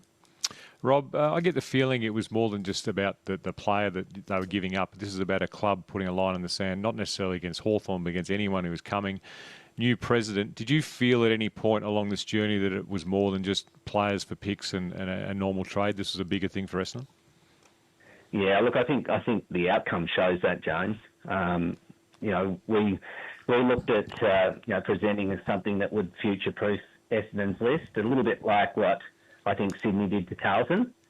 And then obviously, one club decides to go down the path of accelerating their premiership tilt, and the other one probably needs to make an in-principle statement, and they did. What did you make of Essendon's proposal? 4 first-rounders and a second-rounder if they were going to allow you to pry merit out. Tom, I think I used the word before, ridiculous. So is there still, it sounds like the tone, and I might be reading into it, there's a bit of bad blood or a bit of bad feeling between the parties over this. Is that correct, or everyone prepared to move on? No, I had a chuckle when you said that, and you would know this more than any. I don't think Essendon and Hawthorn have ever loved each other, James. But I think they're adversaries who like to play against each other and like to perform well in those occasions, and I don't think that's going to change. There is a lot of, I suppose, aggression on the field, but there's a lot of respect, I think, both ways in terms of both the clubs. And I actually ran into Ben Holland around Nick Holland around the town this morning, and we had a bit of a chuckle about the old rivalry. Yeah, of course, and that still exists, Rob. The vision in the rooms was quite incredible to watch on the AFL website when Tom Petroro was clearly frustrated towards the end of the deadline. Were you in that room? And without repeating exactly what he was saying, clearly it was directed at Essendon. How jarring was that to be part of something where you were so close but yet so far? Oh, look, I think Tom's he's a passionate man, a bit of an Italian heritage with Tom, which we love. Tom worked extremely hard for Zach, and in the end, obviously, in working for Zach, he was supporting what we were trying to do. He naturally felt, and I think he even said this yesterday, that the first offer that we put forward yesterday, he thought was exceptional, and then obviously we went to another level with 3 first-rounders. Tom just couldn't see the reason why Zach wasn't getting the opportunity to express the wish that he had to get to Hawthorn and then absolutely be able to land that. So, yes, he was disappointed. It was quite funny. A lot of my mates were a little bit concerned that Tom was angry with me, but he definitely wasn't. He's definitely a person who has a lot of passion for his players that he looks after, and he does everything he possibly can to get the right outcome for them. And he felt the right outcome for Zach after 12 years at Essendon, giving everything that he had, and wanting some success in the latter part of his playing journey was to get him to Hawthorn. Felt like Sam Mitchell was very keen to get another midfielder into the team with Will Day obviously having the injuries and probably in the prelim that was an area that you guys were beaten in. How have you spoken to him since this has happened, and how's his feeling, and what's the plan for the going forward to try and increase that midfield? It obviously has to be growth from within. Yeah, look, so I've spoken to Sam regularly over the last week. He is overseas and he's doing some professional development, which we want him to do, but he's been very much a part of all the conversations we've had over the week. He like us, is disappointed. Obviously, we wanted to get Zach to the club. We felt he could help make us better. But Sam's a realist. He's really optimistic about our immediate future. He knows that we played off in the prelim, and players like Deere, Day, as you just mentioned, but McKenzie, Morrison and McGuinness, they all didn't play in that game. And we're still the 9th youngest list in the competition at the moment. We had 17 players who are 26 and under who played throughout the final series. We still think there's a lot of improvement in our current list. And now we have sort of 2 picks inside the first round, one of them at 10, for this draft, and we have the opportunity to add to the now, we think, in terms of players who could come in and play straight away at the start of the season. I think young drafted players are now starting to show that when they're picked early. But we've probably future-proofed the next few years by maintaining a really strong draft hand. Rob, have you spoken to Zach? And if so, what did you say? I have spoken to Zach. I rang him last night when this all finished. Can I say one thing I will say? I've been amazingly impressed by Zach Merritt. He's a quality young man, and as much as he wanted something different than what he had, he didn't do that in a way that was disrespectful to Essendon. He just expressed what he wanted. So, yes, I have spoken to him. I told him that I was disappointed that we didn't get it done for him because, again, you enter into these partnerships hoping that you're going to get the absolute right outcome for player and for club. But I also said to him that, what we will do is that we will continue just in this period of time, continue to reach out and look after him through this as he works through the disappointment that he has. And he expressed his disappointment as well. Yeah, I agree with you. Zach is a quality young man and a competitor and a driven man, and a lot of respect from this table for Zach. I just want to go through the difference between what Sydney did and what you guys have done, and this is not a criticism, but Sydney were prepared to actually go into their locker room and perhaps disrupt the feel of their locker room, where it felt like Hawthorn protected their locker room and weren't prepared to put anyone who was, in the top 25 players or a really good player up for trade and protect that locker room and the feel inside that locker room. Was that a conscious decision to not break what you have to bring in a player? Yeah, look, there was part thereof, yes, James. We've built an amazing culture within, and the playing group has been responsible for driving that. Like they are so connected. So there was a part of that for us, but we also knew that we had to present an exceptional offer, and we thought and believed that we did, even without doing that. So at the end of the day, we did what we needed to do. We got to the table with something that has never been offered for a 30-year-old, maybe not even been offered for a player in this period. 3 first-round picks. Yes, it didn't involve maybe the player that you're talking about, but it was still something compelling. And yes, at the end of the day, we also protected the locker room or the culture of our football club. Rob, really appreciate your time. I know it's a difficult night last night. Look forward to seeing what the Hawks can do in 2026. Yeah, appreciate it, Tom Jones. We are joined on the line now by Melbourne's list boss, Tim Lamb. Lammy, thanks for coming on Gettable. G'day, Riley. G'day, Carl. How are you guys? Very well, thanks. It was a very busy deadline day for you. You got the deals done for Clayton Oliver and Christian Petrarca, sending them to other clubs. But of course, you moved for Chankwath Jath and Jack Steele. Talk to us about how your deadline day eventuated. I can imagine you would have been a hectic few hours for you. Yeah, it was. Always sort of can be when things go late. We were really well planned, though. We had a strategy going into the last day that we thought we could execute with all the work we'd done in the lead up to it. And in the end, we're thrilled with the result for our footy club. We think it's really set us up short, medium and long term. So picks 7 and 8 come in, Tim, as well as a future first-round pick. That gives you 8 first-round picks over the course of 4 seasons. Is this the nucleus that you build your next flag side on? Yeah, it is, Cal, but also combined with we're not we're in it to have a real crack at it straight away as well. Hence the decisions around Brodie and Jack Steele. We think they're going to be wonderful additions that are going to impact on field for us next year and the next couple of years, and also they'll have a legacy piece with the help that they'll give our young guys.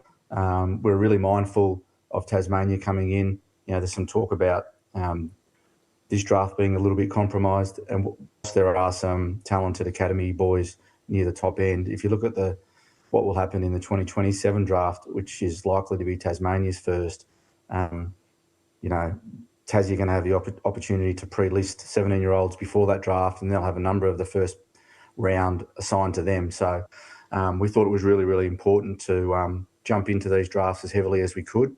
As you say, we'll have 8 first-rounders in a full period, and that'll really set us up. Combined with the elite talent we've already got on our list and the young guys, that middle range tier that are coming through, we think leaves us in a really great position. Jack Steele had been told to explore his opportunities if he wanted that full-time midfield role. And to the point of only a couple of days ago, and been steadfast on staying at St Kilda. How did you win him over to looking around? Because essentially you've used a future third-round pick on him. You got a future third-round pick in for Clayton Oliver. So in some ways it's a bit transactional there. But how did you win Jack over? Yeah, well, it only came about quite late, as you say, Carl, and it sort of materialised once the Clayton deal sort of took shape and it looked like it was realistic that Clayton would be moving on. And again, I just want to I think it's important as a club to thank both Christian and Clayton for what they've done. As I've said a couple of times now, they're greats of our footy club. They're both going to be Hall of Famers. So I just want to thank them both again publicly for what they've done for our club. But once it sort of really looked like Clays might be a realistic chance of that deal happening, we felt that whilst we've got what we think is an elite group of young midfielders, it's a tough role playing in the AFL, and you need help. And Jack's a 29-year-old All-Australian, best and fairest winning captain of a club.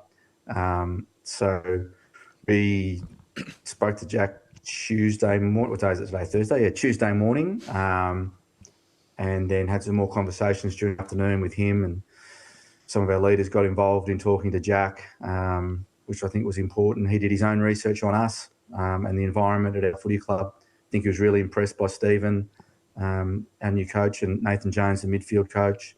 Then he did his work on us like we do on him, and we're lucky enough we did a medical Wednesday morning, and he actually committed to the club about 12:30, 1 o'clock yesterday. Right. What about Chankworth Jerth as well? Because that was another one that seemed like it developed late. Can you talk us through how the interest in CJ evolved? Yeah, so after, as you rightfully pointed out, Rye, we were disappointed that Juddy McVee moved on. We were looking in the market for someone who could provide that real run-off halfback. We tracked CJ really closely. His best footy is at halfback. He's aware of that. Hawthorn have got a lot of good players in that area of the ground, which saw CJ moved up to the wing, which I know he doesn't think, and we don't think is his best footy. His best footy is behind the ball.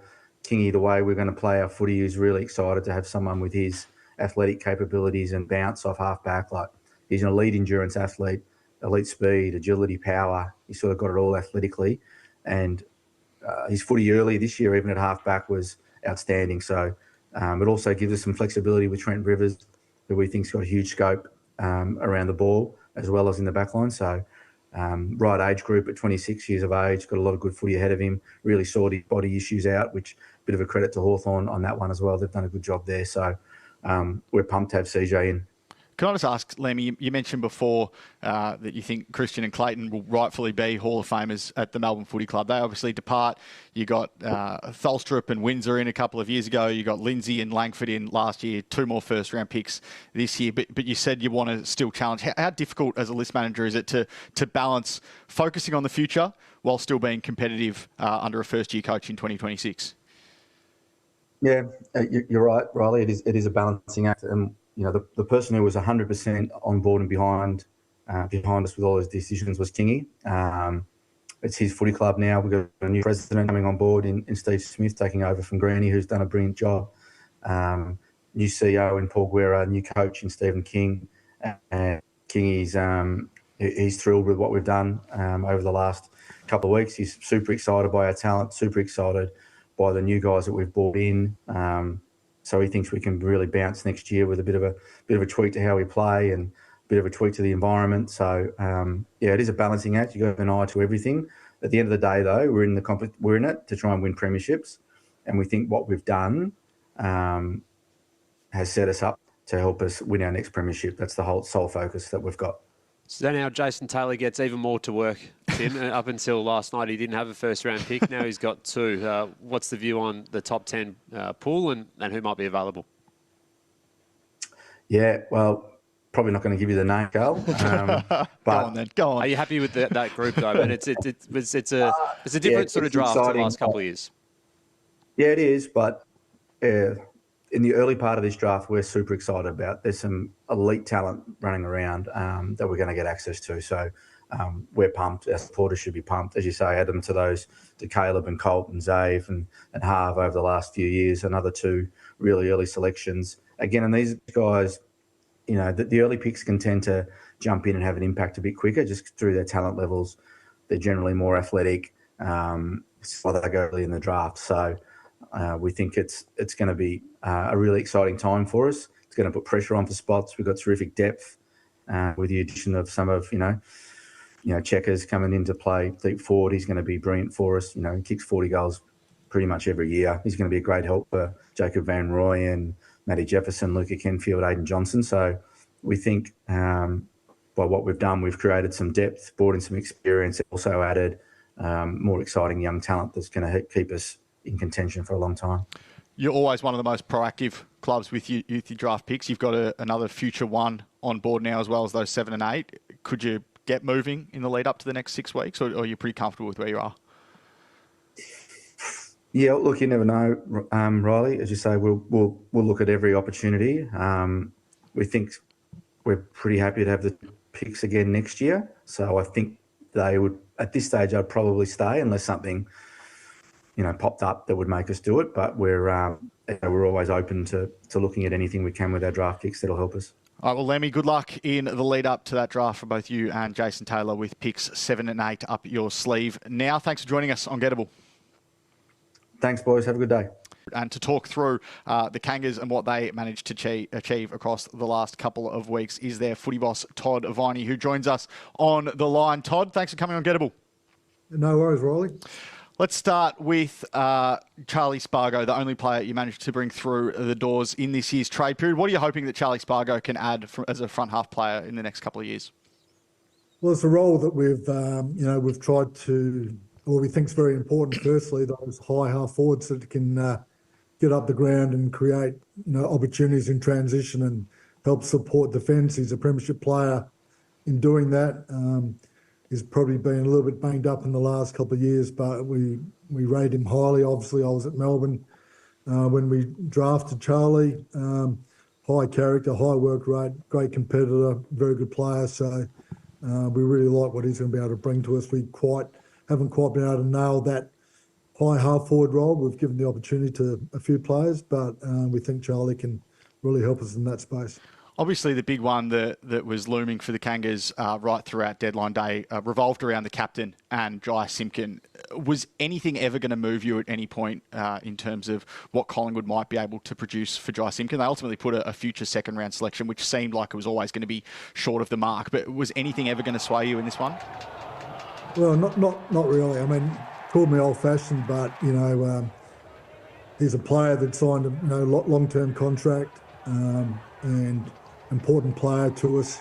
I feel for the other guys that really committed to the club long term, and LDU, Larkey, Zerha, Sheasel. They all made their decisions knowing that we had a core group of players that we've been able to retain. So no, I think once you sign something, you see it through, and you've got to be good for your word. So there wasn't going to be too much that could have swayed, that my opinion on that. And I'm one voice, but quite a strong voice in that space.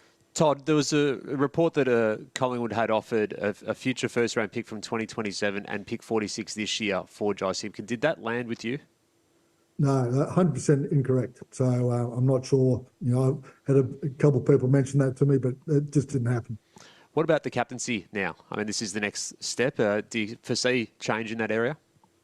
Well, it's difficult, isn't it? And, obviously Merritt's going through the same thing at Essendon. So, obviously when you put yourself up and asked to, have a look around, I think you put that at jeopardy. It's pretty obvious.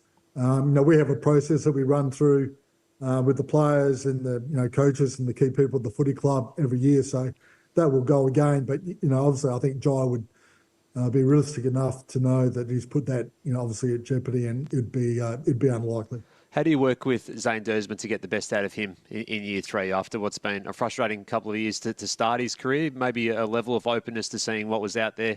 In the end, nothing probably was going to budge you on that one. But how do you work to get the best out of Zane? No, it's really a good question. I mean, that's, we've gone really heavily focused at the draft and retention. So it's important that we maximise the opportunity around our young talent we've brought in. Our footy department reflects that we've brought in extra resources in the development space. So we've got to find the right buttons to push for Zane, give him the right opportunity. I think Zane's not the only one. I think probably we've the last couple of years we've moved players around quite a bit to see where they're best suited. And some have found that spot, and Zane probably hasn't. And in that space, maybe lost a bit of confidence. But we think we're pretty clear now on the way we want to play, the talent that we've got, and how we want to play them. And I'm sure Zane's going to become a very, very good player, along with Sheasel and McKercher and Wardlaw and Finn O'Sullivan. They are going to be stars of the competition for us. Just a more holistic one for you, Todd. You mentioned those players there that you've brought into the football club over the draft over the last couple of years. How important now is it in 2026 for the football club to take that next step forward? It feels like you've got a really strong core group of young talent. For them to take the next step, how important is 2026 for the football club? No, it's really important. As I said, 2 years of with Clark. I mean, the first year was really a write-off, but we've acquired some of those really talented top-end picks over the last couple of years. We've had great opportunity to look at where they've played. The wins have been modest. We think we've done a lot of things really well in our cultural environment. All our AFLPA surveys and our internal surveys where the players suggest that we've got a really good environment. They love coming to work now.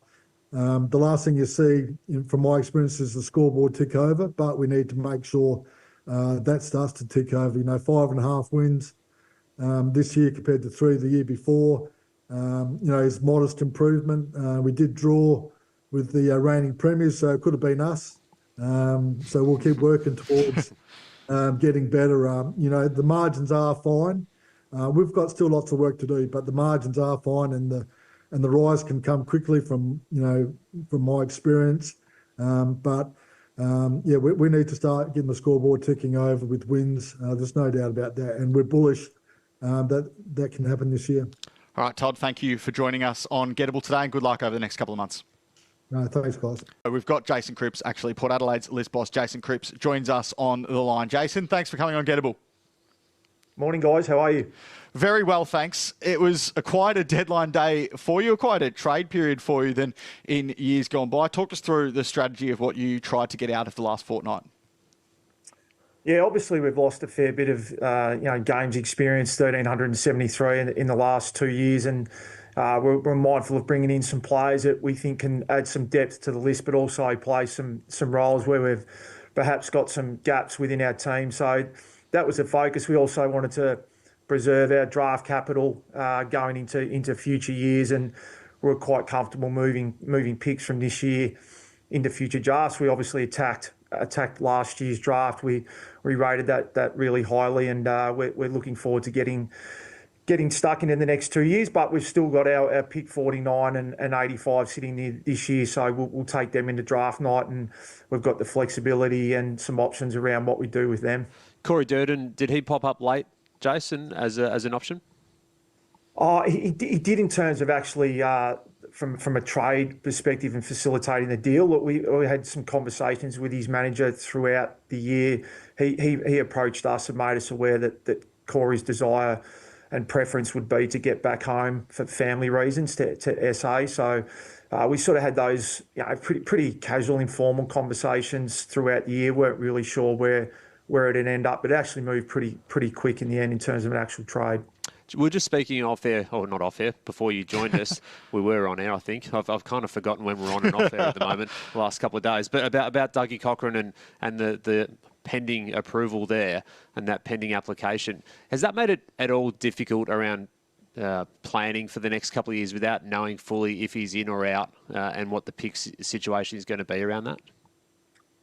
Not so much the Dougie decision, the application. I think the frustration's more around we're all flying a little bit blind in terms of what the actual rules are going to be around access to academy players in general, and the bidding system and changes to the DVI again.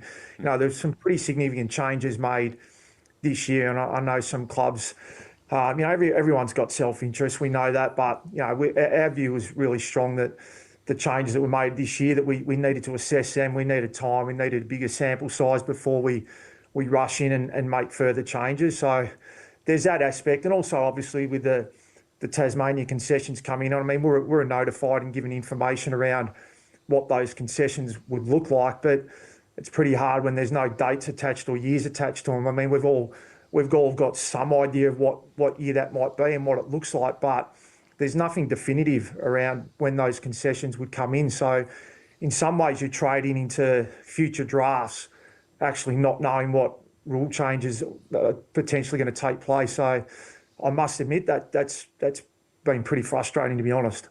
Jason, I heard you speak earlier this week around pick 49 potentially still being on the table as well. Is it a possibility that you don't take any picks in this year's draft?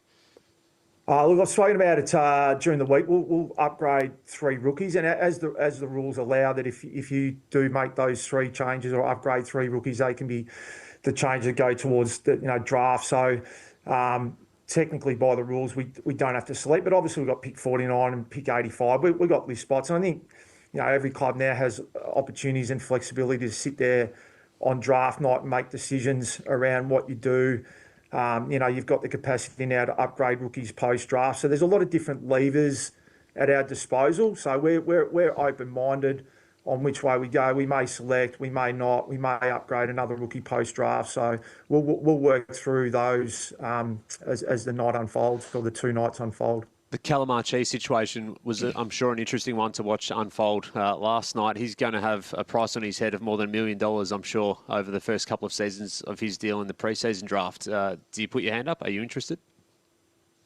Look, obviously it's pretty fresh. We'll no doubt have the discussion internally whether we see that as a viable option for us. We'll no doubt also have a conversation with Ben Williams. But I guess our we haven't had any previous discussions with Ben or Callum. He wasn't a priority for us. We've obviously got a plan in place and some strategies in place around draft and player acquisition and target players. And obviously retention is going to be pretty important for us over the next couple of years also. So that all goes part of the planning and strategy moving forward. So we obviously don't want to impact that, but sometimes when the opportunities pop up that you weren't expecting, I think we need to do a due diligence and explore that a little bit further to see whether it's a realistic option for us without impacting future planning and strategies that we have in place. All right, last one before we let you go. You've been very generous with your time on Trade Radio through the period. Zach Butters, no question about his contract. I want to ask you about his surgery this week. He seems to be all good. It's just a little bit of a setback in terms of the start to pre-season. Yeah, it is. Look, it's something that Zach managed throughout the year, to be honest. Look, we've spoken a lot about Zach and the person he is and the high calibre player he is, but he's also a tough little man. He plays under a lot of duress, and we just wanted to make sure that we gave him the best opportunity for next year to be 100% fit. It's a really minor procedure. He'll get majority of the pre-season under his belt. So it was just ensuring, looking after Zach to make sure it gives him the best opportunity to have a great season next year, fully fit. Well, Jason, as Cal said, you've been very generous with your time across the last fortnight. Thanks for joining us today on Gettable. Thanks, guys. Richmond list boss Blair Hartley, who joins us on the line. Blair, thanks for coming on Gettable. Thanks for having me. You sprung not the biggest name in the trade period, but one of the biggest surprises in terms of getting a deal done for Patrick Rechko. Talk to us about when this eventuated and when this bobbed up on your radar. I walked into Marvel last night not thinking we'd be too busy, but had a quick chat to Simon Murphy at Geelong in the hallway just about Patrick. Since he was delisted from Geelong just a couple of weeks ago, we've tracked him closely, and they mentioned that they would be comfortable facilitating something that will allow Patrick to come to us now rather than waiting for the delisted free agency window to open on November 3rd, I think it is. And it's just made sense. So, look, Patrick had showed some strong form for Caulfield last year and played in a strong coach team at Oakley with Jagger Smith and Finn O'Sullivan and Jasper Alger, who's on our list now. and we rated him last year due to the numbers we had coming in. Our rookie list was full. Otherwise, we probably would have taken him then. He had a strong season in the VFL, and he'll give us some run through the wing and the halfback while joining that group of eight first years from last year. As you say, Blair, it was otherwise a pretty quiet period. You farewelled Tully Young to West Coast and brought in an extra pick, that number 38. Does that help cover a potential bid for Louis Kellaway? We're working through all that now, Cal. It's not as plain and as simple as that. We've just got to find where the draft sits in terms of Louis. We've been pretty open with that with Louis himself and Duncan. We visited their family home not long ago, and then speaking with his manager Ben Williams, will work through that in good time. Did you have many offers in the end for picks 3 or 4, and were you part of any conversations as part of this Hawthorn mix with the Essendon trade, and if anyone was willing to throw an offer up to get up to that spot, if you would shift down, did any conversations come your way to potentially slide as part of that? Lots of phone calls, as usual, but not much substance. I feel like the negotiations got quite probably rigid at the end, so that openness probably wasn't quite there with those clubs, because I think they all went down to the wire in the end. Is there still something you think you might be able to do with 3 and 4? Can you still be aggressive or flexible with those picks leading into the draft? Well, look, we're pretty comfortable with where we're at in the draft.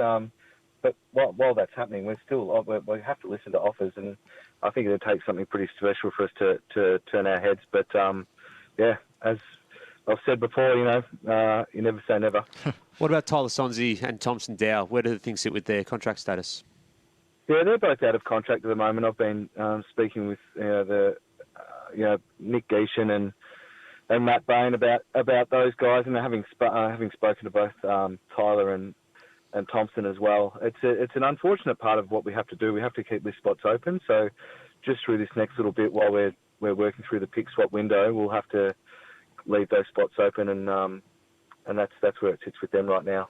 Overall strategy before we let you go, Blair, do you feel like it's one more big year at the draft next year? I know 6 first-round picks last year, 7 inside 30. You grab another top-end couple of picks this time around as well. How many more of these big tilts at the draft do you feel necessary before you get on the next phase of this rebuild?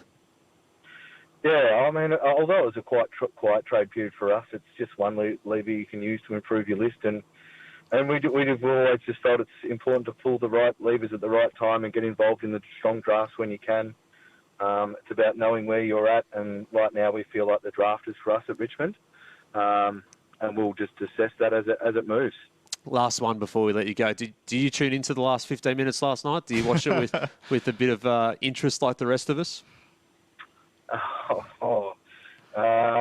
Look, there was a bit of carnage going on last night, and I'm probably not one for the cameras, so I'll just do my best to stay out of it.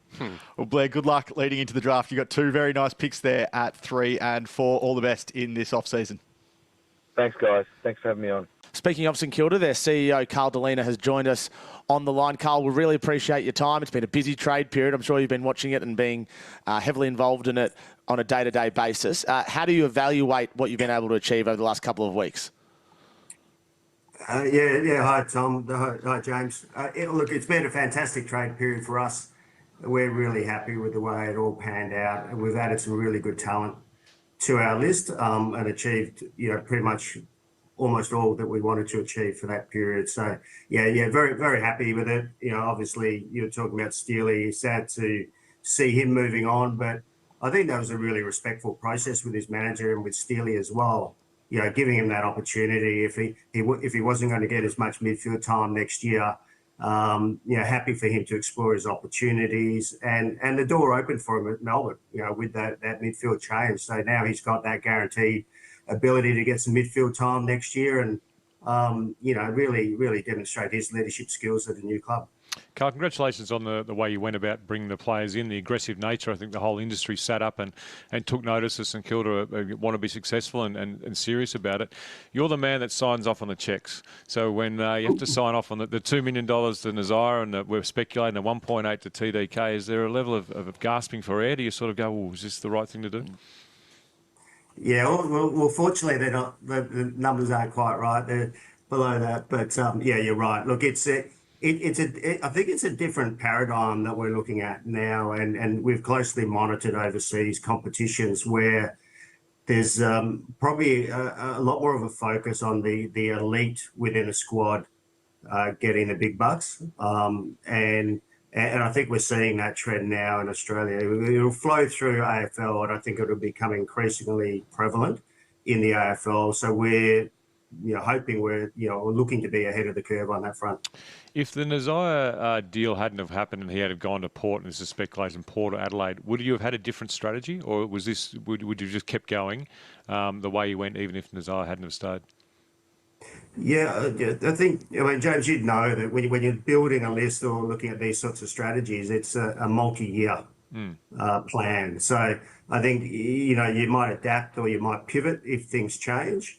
But, our list build's been over a 2 to 3 year period, and we've been focused on that. If you lose one player along the way, then you might change slightly. But I don't think it would have changed the course of what we've been trying to achieve. Carl, I love what St Kilda's done. I think that more clubs should just have a crack and see where it can take them. So I want to preface what I'm about to say by saying that. But is there a danger of bringing too many players into the dressing room and disenfranchising some of the cultural keys within that club when you make these big calls? Yeah, look, it's absolutely a consideration. The human factor and cultural aspects are always such a major consideration within a football club or any team environment. So we were very conscious of that. Look, with any organisation where you change personnel, there's an adjustment phase, and we expect that, and we're putting in processes in place around that. So, look, I think that there's usually a bit of rumbling to start with. You get things back on track, it settles down, you get new people on board, get into training, and then it's business as usual, and that's what we're hoping for through the pre-season. Off the field, Carl, the president, CEO, head of list, senior coach, and head of football is very important that everyone's in synchronisation. Ross is currently doing both roles at the moment, head of football and also coach. Is this a permanent role, or are you looking on the lookout? And how close are you, if you are looking for someone, to appointing a new football boss? Yeah, I thought you were going to say he's doing both roles, president and CEO. But, some have suggested that, but not us. Look, Ross is good. I've got a sort of a transition team in place, if you like, which has Ross now reporting direct to me with a couple of areas which are logical for him to manage through this phase. And then I've got another executive, Chris Ford, stepping into all of the footy operations and strategy and player welfare, etc. So I think it's a good sort of interim structure, and we'll work through that over the next month or two. But I do like the model of senior coach reporting to the CEO, and I've seen that at other clubs and successful clubs. So I do like that. I don't think I'm in the mindset of putting a senior head of football over the top of Ross. I'd rather have direct communication with him, and then I'd add another reporting line for the sort of head of footy operations and strategy side by side with Ross, and having them working in tandem, both reporting to me. And that's what I'm thinking at the moment, but that's still got a little bit of work to. So are you suggesting you have that sort of head of football strategy within the building, or are you going to go external to find that person? I think we've probably got optionality there. We haven't concluded on that. I think I do have a person internally who could do that, and he's doing the interim role at the moment. I rate him very highly, part of my executive team at the moment, and has the characteristics and skills to do the role that I'm envisaging. But that hasn't been concluded. I think we need to go through, reviewing what we're doing, what our needs are, how we best fill it, what capabilities we want, and then we'll make a final decision. Herdy, you've been a big fan of the EPL model, the English Premier League model, where the senior coach essentially runs the program as well. Do you think Ross could do that? Oh, absolutely. I mean, if there's anyone in the industry that's been, any experienced person in the industry would do it. It's just a matter of whether he thinks that he can, spend enough time on football as well as managing the rest of that. But I think it's fascinating the different models that different codes have, whether it be the NFL, whether it be EPL, whether it be AFL, and there's no right or wrong model. You just need the people with the right skills and their expertise to be in the right seats. Carl, can I ask you about how the Leclerc situation played out? He was in Barcelona at the time. He clearly felt, whether it was a handshake agreement or a more formal commitment, that he'll be playing for St Kilda for at least the next 4 years. And then the rug was pulled out from underneath him. From your perspective, what happened there? Yeah, look, it was disappointing from our end.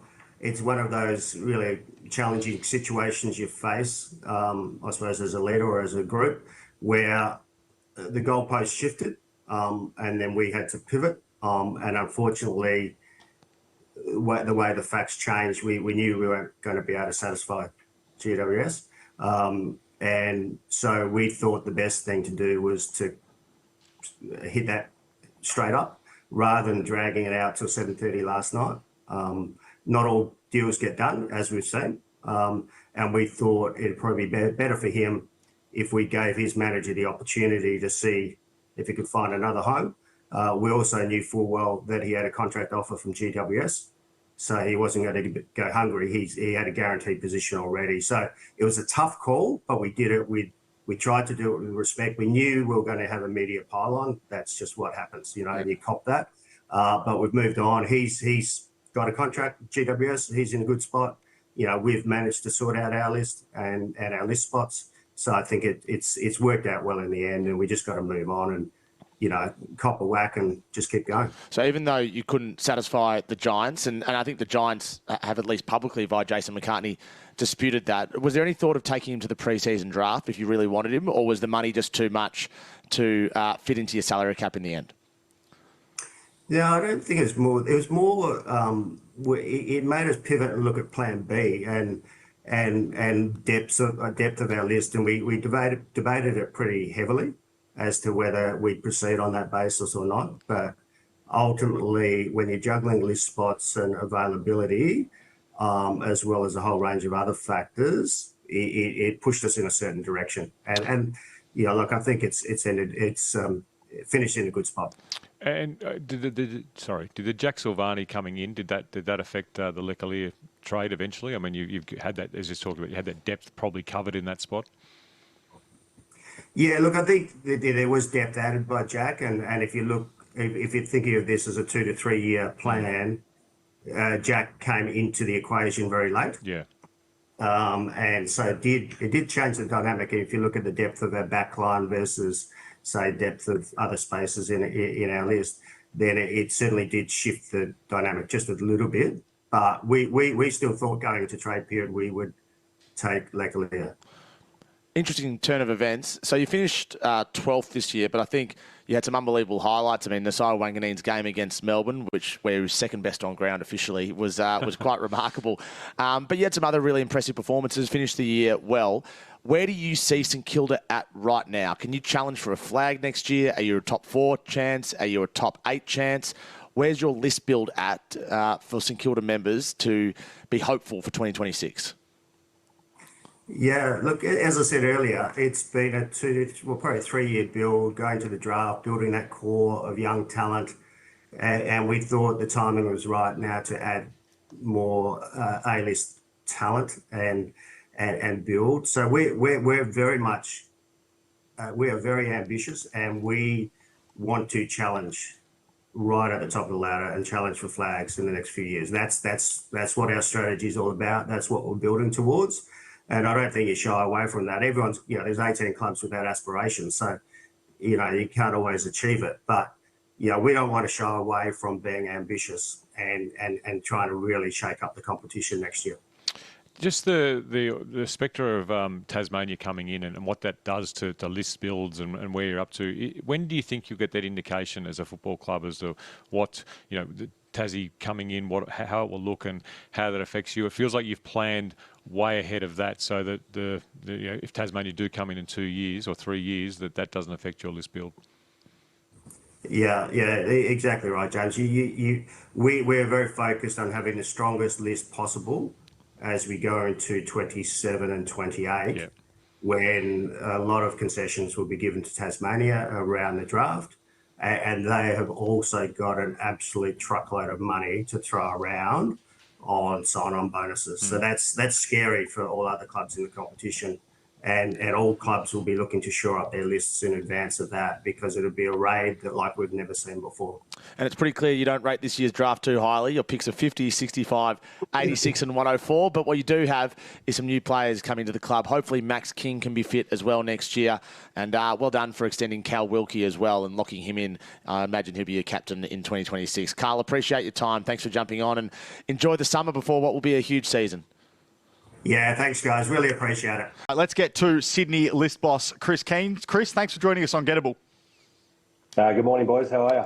Very well, thanks. We might start clearly with the biggest deal done on the trade period's deadline day, and that was Charlie Curnow. Talk us through the final frantic few minutes there of the trade period as you were trying to negotiate that deal for Charlie Curnow.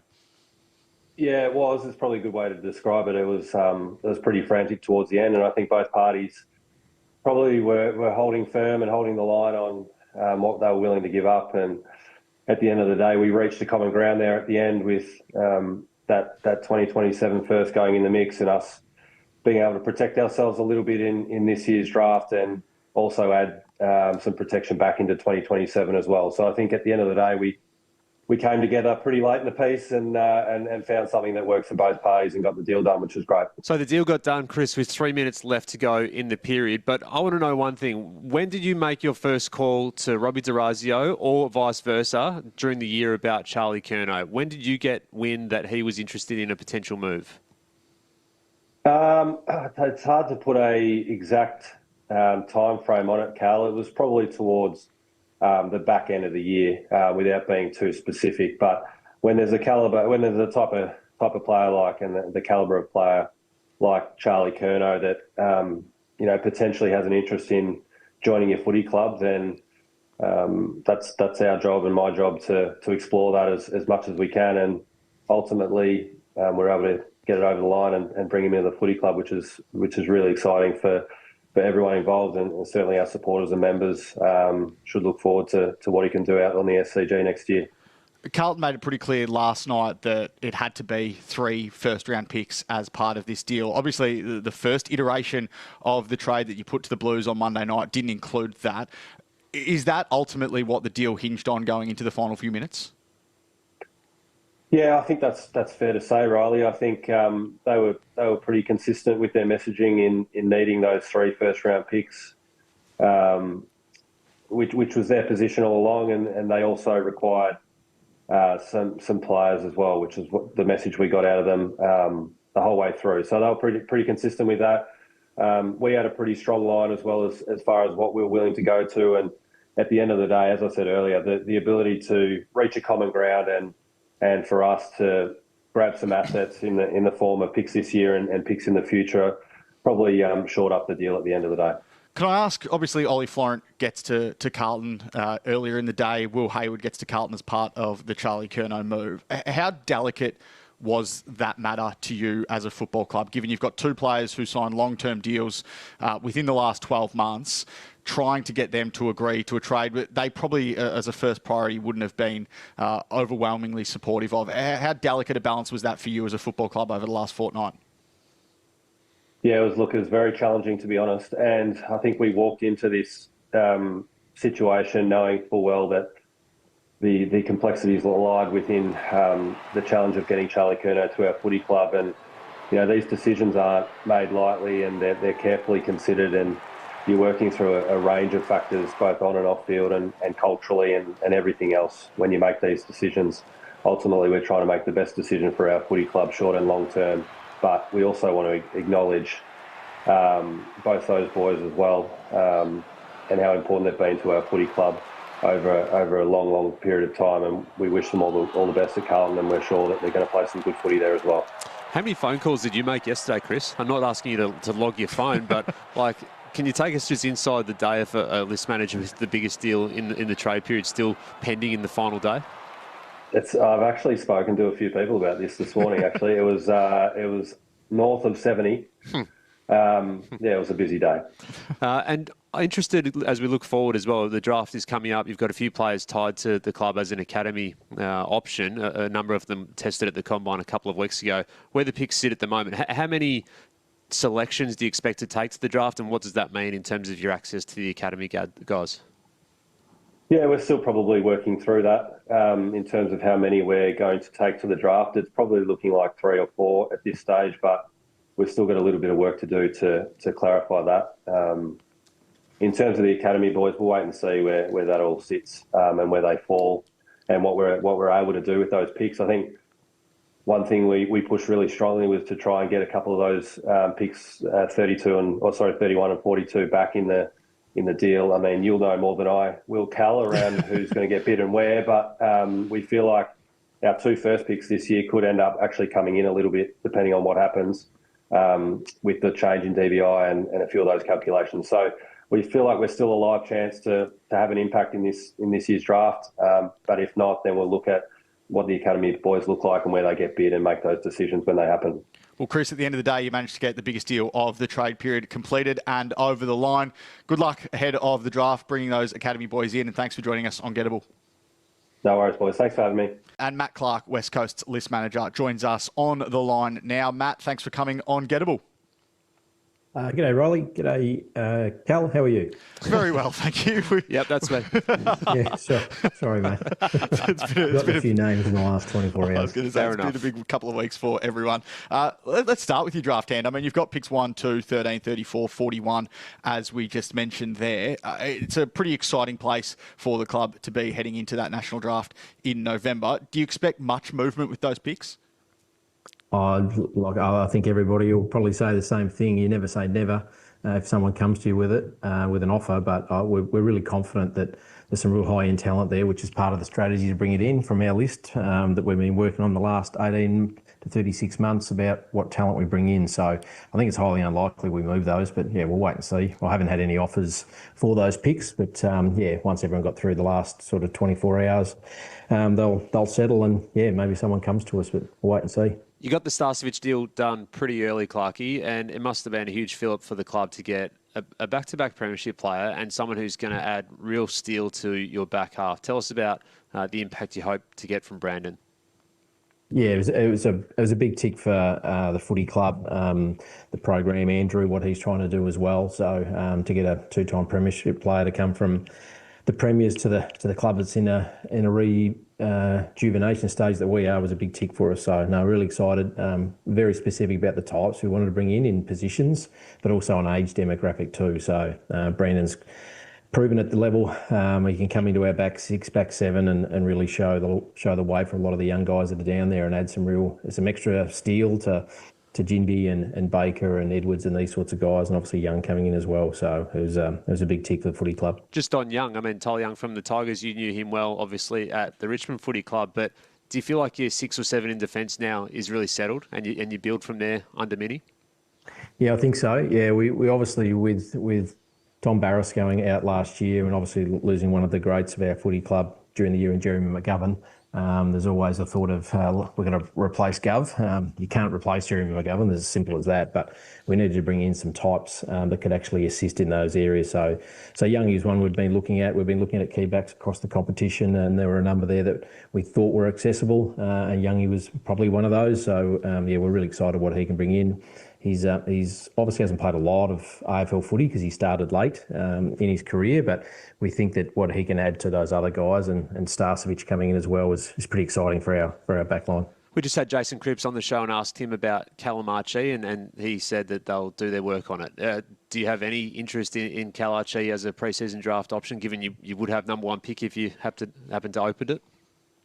We'll probably have a chat about it. We had a quick chat about it last night, but it's highly unlikely. We probably had some dialogue with Ben during the year about where Callum was at, whether he was going to stay at the Lions or have a look around. But we're pretty specific about the types we were going after, and we think we've achieved at least 2 of those in Brandon and Tyler. So, it's highly unlikely we'll pursue Cal. He's pretty keen to get to Adelaide and understand why, so it'd be unlikely that we go there. Now, I've nearly moved on from the trade period, Matt.